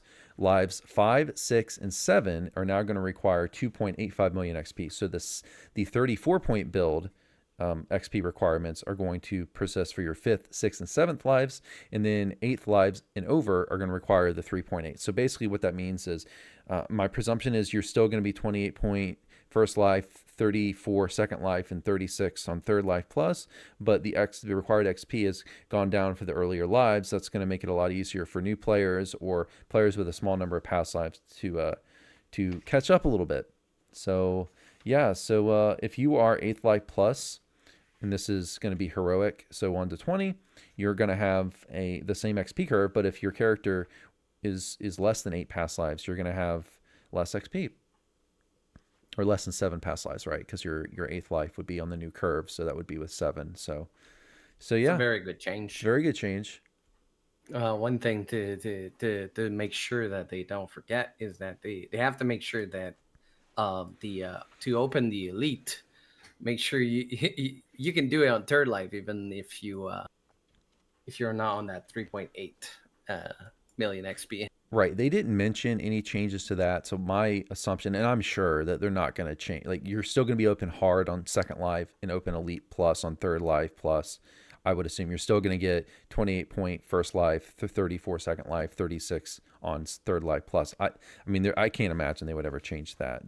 So I'm sure that's the same. This is strictly the amount of XP. So I hope so. Yeah. I it just should hope be, they because don't that would be forget. crazy if they say, oh, your first 4 lives, you're going to be 28 point build. No, I mean, I can't, they're not going to do that.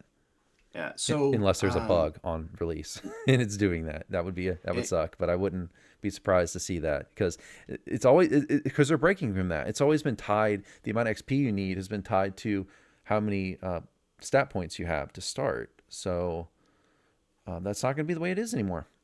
So I hope they implement that properly. Yeah. So on the official Discord, I guess Rabbit Fox verified that the second life went to 34 point build, Okay, that's good. Good. but he didn't get a chance to test to see if you can open up hard. Yeah, you would have to be on free to play for that.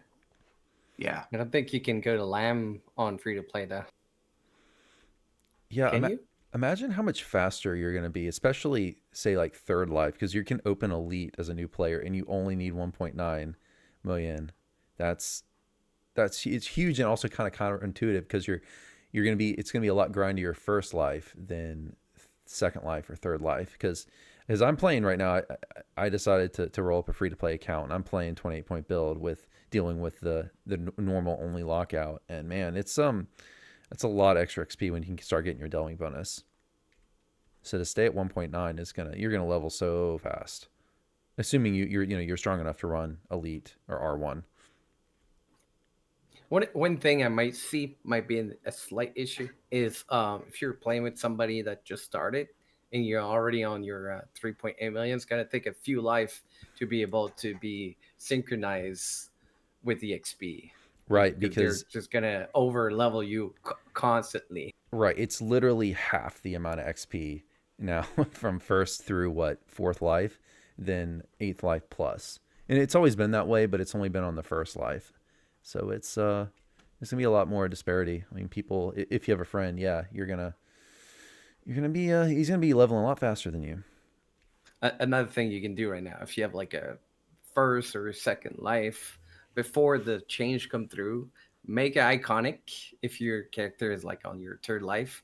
Because I believe the XP you get right now on your third life is enough to get you to level 20 on first life. So you might get a good skip to a level 20 easy on a character like this. That's a good idea. It's basically Free everyone free roll up auto an swaps. iconic. Yeah. What is this? Veteran status, whatever, essentially. I'd Get, also Hey, go ahead, go Doug. ahead. also like to point out this might be a gift for the 64-bit servers because a lot of people who have a lot of alts and bank tunes, what they've done is that their bank tunes are on their second lives so they can take advantage of the reincarnation cache. Now, I predict that with the transfers coming, you're going to empty out them reincarnation caches. And with that, Probably. when you go to the new server, you're only going to need, if you're on your second life holding that, you're only going to need 1.9 million XP to be able to regain that reincarnation cache for storage. Oh yeah, so you mean like unlocking let's see, the favor and stuff? Well, not only that, so you're going to have to transfer, say, your second life character that has a reincarnation cache. Well, you're going to have to empty all of that, and then you're going to have to do your third life. Well, if they kept that system, to get that reincarnation cache back, you're going to have to put in, 3 point whatever million XP. Now you only have to put in 1.9. Yes, that's easily to get a second life, I guess, bank tune. I wonder if it's almost time. It's almost time. I feel like for another level of iconics, like how about ones that start at 25 or something. I would love to be able to just roll up a character on another server and immediately get to rating level. Start a character at 20. Yeah, 20. That would be cool. Iconics Part 2. Veteran 6. Yeah. Okay. Well, is there anything else, So you guys? Yeah, go ahead, yeah. Nomad. Yeah. So just real quick on the reincarnation thing. I'll just interrupt you just for a second. Sorry. If anyone has questions in chat, Twitch chat, please post them. We'll go through those next. So go ahead and write your questions on anything. Go ahead. So on the reincarnation thing, it's gonna make it faster for people to reincarnate second, third, fourth life, right? Yeah. It's still for new players, reincarnation is still probably one of the most difficult things to really understand and how to do it right. Especially if they build an iconic and then trying to figure out, okay, I'm gonna do an epic TR and then I'm gonna reincarnate. No, it doesn't work that way. You got to do an epic and then go back to 30. Um, once you go back down to 20. And so I think they probably need to do a revisit on how TRs work, or at least have some explanation. I've seen people talk about maybe it'd be nice if they like give people a free TR token, right? Something that allows them to be able to TR once they hit 20, instead of having to try to farm uh, like tokens of the 12. Because if you're free to play, what free to play quests actually give out tokens of the 12 besides Lords of Dust? I can't think of any, None. I think that's it. right? Yeah. Yeah. So if you're free to play, how much do you want to grind, Lords of Dust I think the to get two your quests as well. tokens? Isn't Spinner and Servants free? Yeah. So yeah, Yeah. Those three. the yeah. Um, but again, if you are a newer player and you're running solo all the time, that's going to take time, right? So there's a lot of things that, we talked about new player experience when Albar was on, when we did the New Year's review or end of year review, right? I think it'd be a good time to at least start looking at the TR experience for new players and try to figure out a way to make it a little bit simpler or easier to understand. Because honestly, even going through the wiki, that's not always, as easy to understand as we would like it to be. So if you're going to lower the XP totals to allow people to TR more often, make the TR process a little bit simpler. True. Every time somebody asks me about DDO and the TR system, it could take like an hour and more to explain the whole TR system. At least they could at least there in the TR Grove add an NPC that explains it. At least that would be something. Because does the NPC there, does it explain like what TRing is and how it works? I don't think it does. To a point, it It does. does? Okay. It does give some information, but I don't. It delivers it as you go through the process rather than being up front. I think that's the confusing part to new players. So you select one of the options, and then it explains the very basic part of it, and then it asks you for whatever heart you want, and then you're starting to go through the other parts, the more difficult to understand parts of the process. And if you've already bought, and it doesn't give you the upfront information about which necessarily which heart of wood you want right up front. So it could be that a new player clicks on, has made it iconic, but they've clicked on True Reincarnation. They've spent their whatevers on a regular heart of wood when they needed heart seats and an iconic heart of wood. And they've already spent resources. Yeah, that honestly goes to a wider issue with DDO where it's so reliant on the DDO wiki. There needs to be more things in game because yeah, great. We know about the DDO wiki, but new players don't know about it. They don't know how essential it is. They don't know how to use it.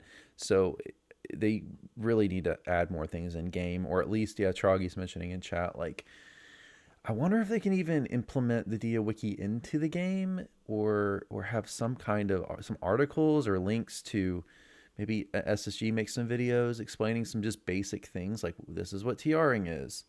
This is how you build a character. This is what this ability is. I would, I mean, different topic, but I would love to see them do a Korthos revamp where they redo the whole area and make it much more user friendly and actually explain things that are relevant in game. Like, hey, this is what a vendor is. This is what a bank is. This is why you need to have a hireling. This is how to summon a hireling. This is how to use a hireling. There's a lot they could do. Kind of like having a DDO compendium. Maybe put it on a website that speaks to the individual persons. Make it kind of like a my DDO kind of a thing. I think I'm crazy, maybe. Yeah, well, there's a lot of I remember one game like I grew up playing Civilization 1. There's a Civilopedia in the game. So every concept in the game, you can go to the Civilopedia and it'll explain, this is what this does. This is attack value. This is its defense value. This is how you use it. This is how it moves. They could have some kind of reference in game would be amazing. And I know they probably would say that, no, we're not going to spend the time to do that because the DDO wiki exists. Well, okay, but new players don't know how to use the wiki. They don't know it's there. It's not referenced in your game.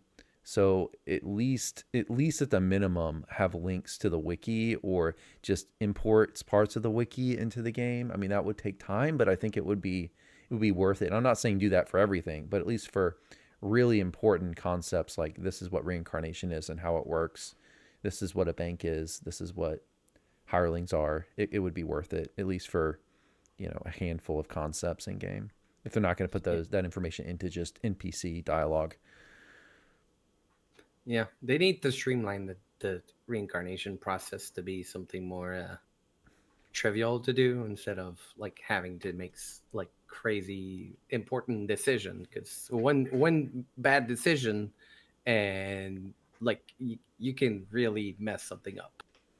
Yeah. If I do an epic TR and I go to 20, don't make me have to level up my character again from 1 to 20 I know. and change everything, because I didn't want that base character to change. I just want to keep going from 20 back up to 30 again so I could do another epic TR. Yeah, that's bad. There's so much at that time. I hate doing that.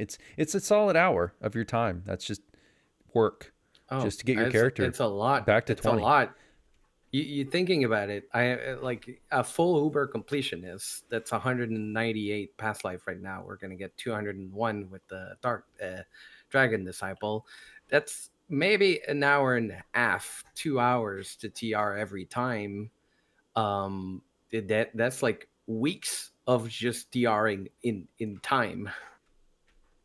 Oh yeah, I hate doing it. It's not fun.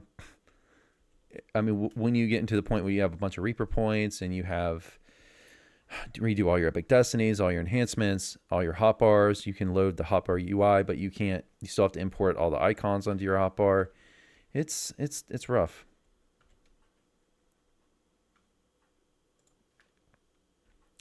All right. Well, anything else you guys want to say on the reincarnation changes? I'm just looking through chat. I don't know if Waisakai, if you or anyone else who's streaming has questions or topics that people want us to go over. We can do that now because I'm through all my notes. That's all. That's all I had for the show. One thing that was on the producer's letter that we didn't talk about is the year 2 of VIP loyalty. Oh yeah, let's talk about that. Yeah, if there's anything I missed, guys, please tell me and let's bring it up. So yeah, so VIP. So anyone listening who doesn't know, if you're a VIP currently, they started this last year. Every month, you can go to the Hall of Heroes, talk to the NPC, and you get something. It works like Year of the Dragon, except it's on top of that, and it's different things for VIPs. So yeah, we're gonna get. There's nothing in the letter, but yeah, new stuff this year. I have some question about that, but I know we won't get any answer. But if we get a year 2 and we get new stuff, somebody else that starts VIP, like when it comes out, do they start getting the year 1 stuff or the year 2 stuff? So year 1, I believe. I thought they started with year 1. I think so. That means that's a long time to start getting the new stuff. Well, last year when they announced it, they did mention there'd be some kind of catch-up option. I don't know what form that is, but and certainly it's not been implemented yet. But they might implement something, some way to catch up. I think they did that for Year of the Dragon, where instead of like one a month, it was one a week for a little bit. It's still going. Yeah, but for VIP, they're not going to do that because it's stuff you pay for. So, I don't know. It has to be a way, because this is going to be like if somebody starts like, so you missed it. That's it. It's over. Because the point of the VIP rewards is they want you to keep subscribing continuously. That's the whole reason for it.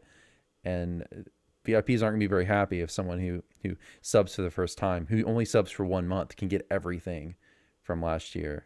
But you still lose. You probably have to pay more.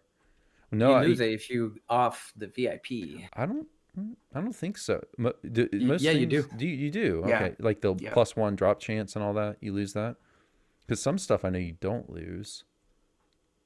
Yeah, that's true. But what I would do in this case, as a catch up, is that if you want to gain the rewards quicker, you forego your 500 DDO point stipend. I think that would be a valid point. I think in whatever form they do it, it would have to be extra money that you're paying. to catch up. Either that or point store unlocks, maybe 500 points. Yeah, you can unlock year 1 with DDO points. Right. They might sell it for DDO points to VIPs only. Maybe that's something that could be done. What I hope going forward, though, is that they maybe put more thought or get some feedback into each individual one, because my big one, this one, was I went ahead and did it for my account solely for the crafting token thing. And then it came out that it was only the rare ones, which are only used for bound shard crafting. Well, that's not where we're blocked. It's uncommons, and they need to. I don't want to see that in two. I think they need to retrofit that to one, because that's kind of what I wanted it for. But we'll see what goes on for that. I think they need just a little bit more feedback from the community before they lock anything down on what a real reward should be. So my big thing, and this has been my big thing since they announced the VIP loyalty rewards. Everything that we're getting in year 1, there's nothing really in there that would entice me to become VIP if I wasn't already VIP. There's nothing in there that's going to be like, yeah, I really want to be a VIP so I can get that. Sure, there's some cool cosmetics. We got the lightning streaks, and we're going to get a storm cloud mount here pretty soon. But if you're trying to entice people to become VIP, the rewards that you're offering have to be more enticing, because 10% durability, okay, whatever. 1% discovery is 1% it's quite discovery. low. Yeah, there's just not enough in there to really get me to become VIP if I wasn't already VIP. Do I appreciate all the stuff that I've gotten since I've been VIP? Sure. But for someone new coming in, it's like, yeah, it really doesn't do much for me. So I think the year 2, they got to step it up a little bit if they're going to try to entice more people to become VIP, especially if we see an influx of new players coming in because of the 64-bit servers. That's another thing. I think part of the reincarnation thing is maybe when the 64-bit servers open up, and I think Standing Stone is probably going to do some sort of media blitz to kind of say, hey, we have these brand new 64-bit servers. Come try out our game. If they do that, I could see the XP changes for first through fourth life and everything else being enticing to people. So I think that is something that Standing Stone is thinking about too. And so if you want people to become VIP, show them something that makes them really want to become VIP. What kind of stuff would you guys like to see that's different from the first year?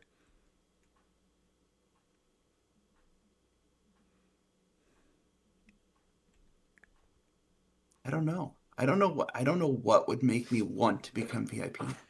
Yeah, Hard question.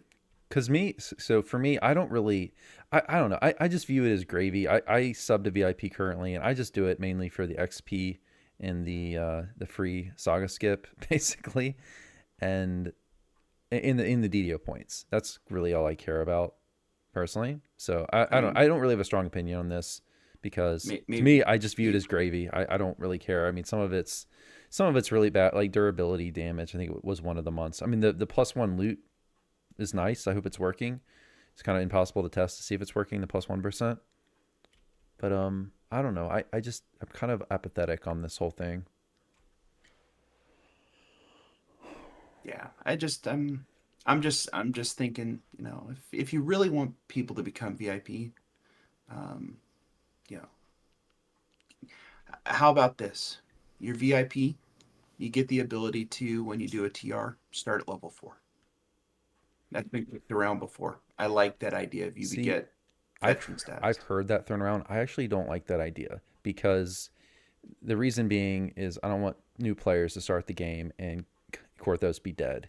and that's like I fear the problem will be that'd be really bad for the new player experience because everyone's going to be starting at level 4 on TRs, and what a new player is going to do. New players need players at level 1 with them to show them how to play the game and to group with. So I don't like that. If the idea is to reduce the XP, I'd rather to reduce the grind on TRs instead of starting at 4. I would rather see them rebalance the XP curve if that's what VIPs want. And we could have a discussion about that because I really don't like the idea of starting not people not starting at 1 just for that reason. I just think it's a bad look for the game for new players. What If if you like save- VIPs get a 10% XP pot every time they TR? That would be awesome. They'll never do it, Like, but that'd like be a 3-hour awesome. one, you know? Yeah, that'd be cool. Well, I because mean- they give the 3-hour 10% away for is it House C? Like you can craft them for in-game stuff. So I don't know. Maybe Yeah, they that's would give true. one of them. Or just add like, hey, you get 10% XP pot a month. I don't know. Or Something like that. I don't know. because they have I got the boxes, but where they give that stuff out, don't isn't like at least one of the boxes or XP pots. There's a option for one. I got an idea. How about the bank space and bag space be permanently unlocked, so you don't have to go through the coin lord and the house K stuff. Oh, that'd be fun. That'd be awesome. Or at least like grant more of the storage for VIP, because I was a little surprised because VIP doesn't get a lot of the shared bank storage and crafting storage. You have to still buy it in the store. Yeah, I think I would love to see that more one of the available. one of the early VIP rewards I think was what +5 bank space. Yeah, it was it Shared shared bank bank? space? I think. I think so. But as far as I know, that goes away if you're not VIP. Hmm. You know, but the whole level 4 thing, I practically start all my TRs at level 4 anyways, because I do my daily silver and my weekly gold rolls, and I save up all my tokens. And then I hit level 1, I drink an experience pot. No, it doesn't work for those. But I have enough tokens that I can easily get to level 3 on my life. And now if it's like an earlier tune, 1st through 4th life, it's going to be even easier to get to level 4 with those tokens. But that's what I do every life. I've saved up tokens. See, I'm too lazy to deal with the inventory hassle, so I don't do that. I know a lot of people do that, but I'm just not gonna deal with hassling around 30, 40 gems in my banks. I'll just play the game more. Well, as a compromise, instead of starting at 4, start at 3, so you still at least run Korthos with no penalty. I mean, that's basically what Nomad does, is what I do, just because I can't be bothered to craft right now a level 1 set because I can't get enough uncommon collectibles. About lowering the cost for token of the 12 to TR to VIP. Yeah, I mean, we were talking earlier. I almost feel like maybe they could make that grind easier for everyone. It's a little weird, right? Because you don't have to grind at all for Epic Reincarnation. It's just heroic you do. But granted, some of that's alleviated if you just say, okay, I'm going to do a few epic TRs and I'm just going to hit all the token quests as I do my epic TRs or other TRs and then do that later. And at least for me, I know I just kind of stayed in epics for the longest time. So I have just a gigantic pile of tokens. I get them from when running my iconics. Yeah. Just got to hit House P and House K and Lords of Dust Chain and whatever else in Eberron gives the tokens. Well, as lots Yes. of people pointed out, one of the biggest problems is the fact that for some reason you can't when running on Elite, you don't get full tokens out in the red fence, which is weird. I didn't realize that. But I don't run Red Fence too much. But I know when this is brought up, I always tell people, okay, to get around the grind, just do an epic reincarnation in between your heroic reincarnations, because then you can just run the token quests as you level through epics and get your enough tokens for your heart, and then get to 30, do your epic, and then you can do your heroic without having to strictly sit there and nosebleed grind Lords of Dust. And put up an LFM when you as well. If anyone who's listening who doesn't already, throw up an LFM.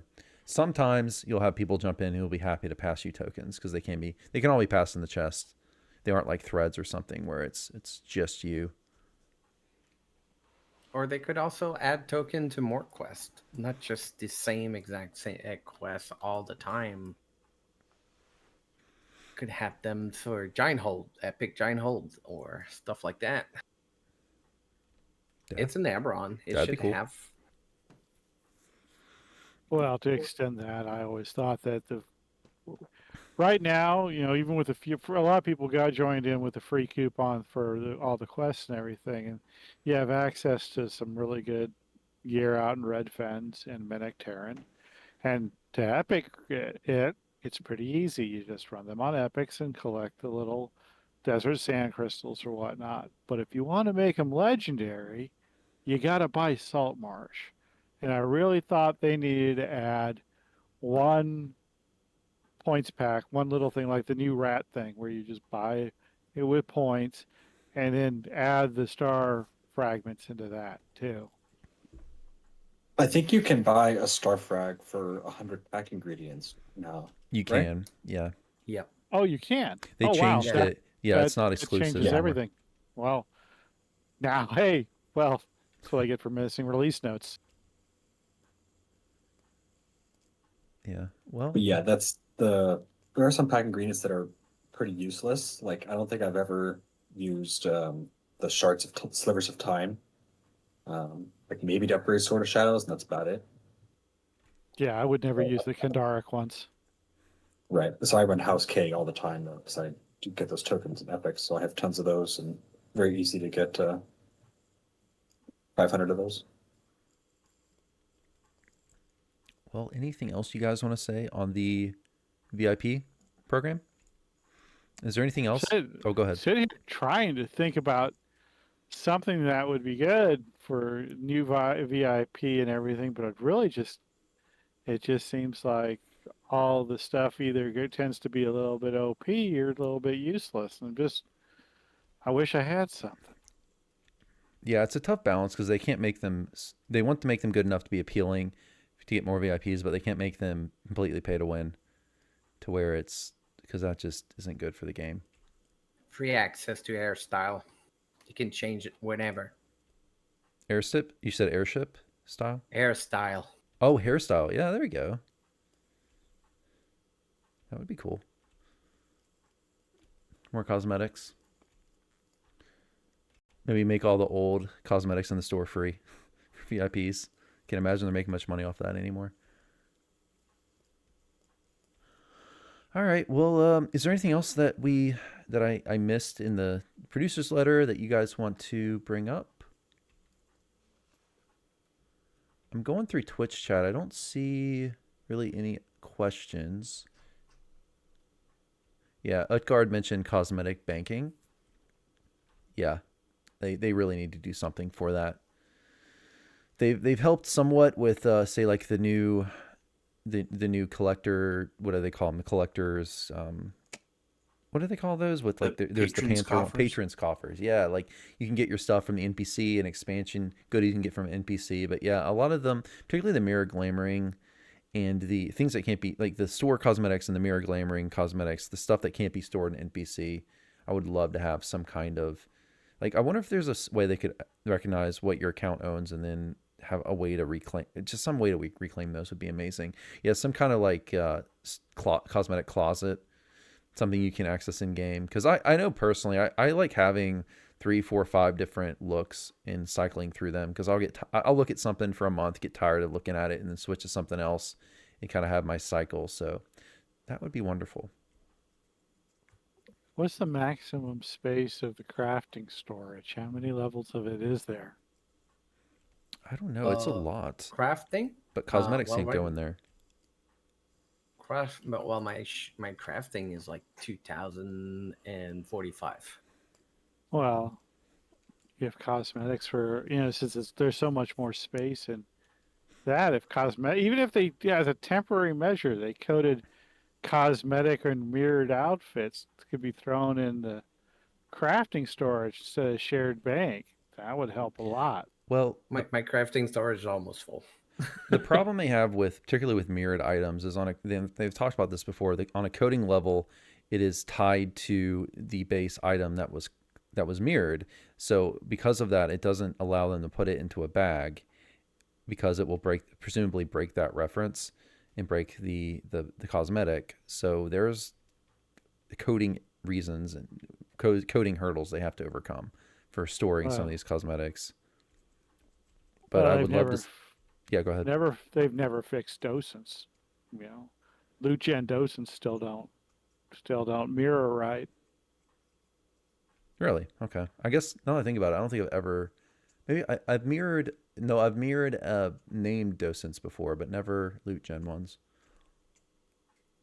I only know this. I run with a guy all the time who used to run a lot of Warforged, but when they broke that, he switched over to Dragonborn. So.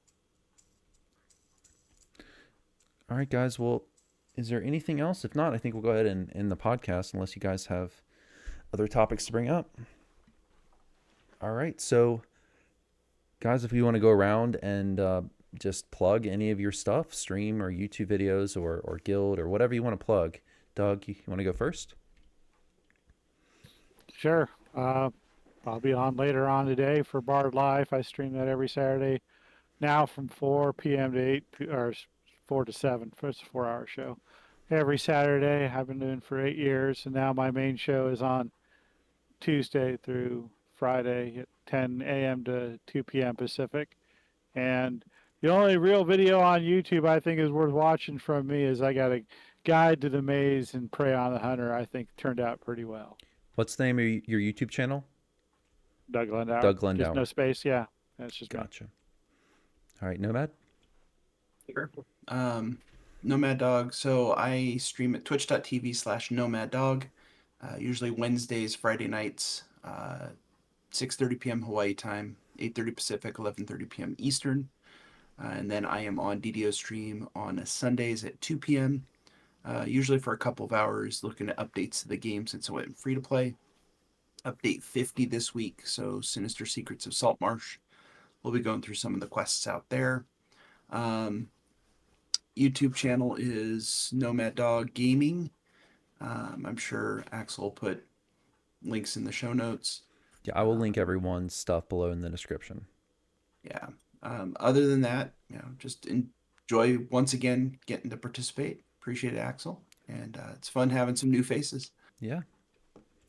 Oh, why Sakai? Hold on.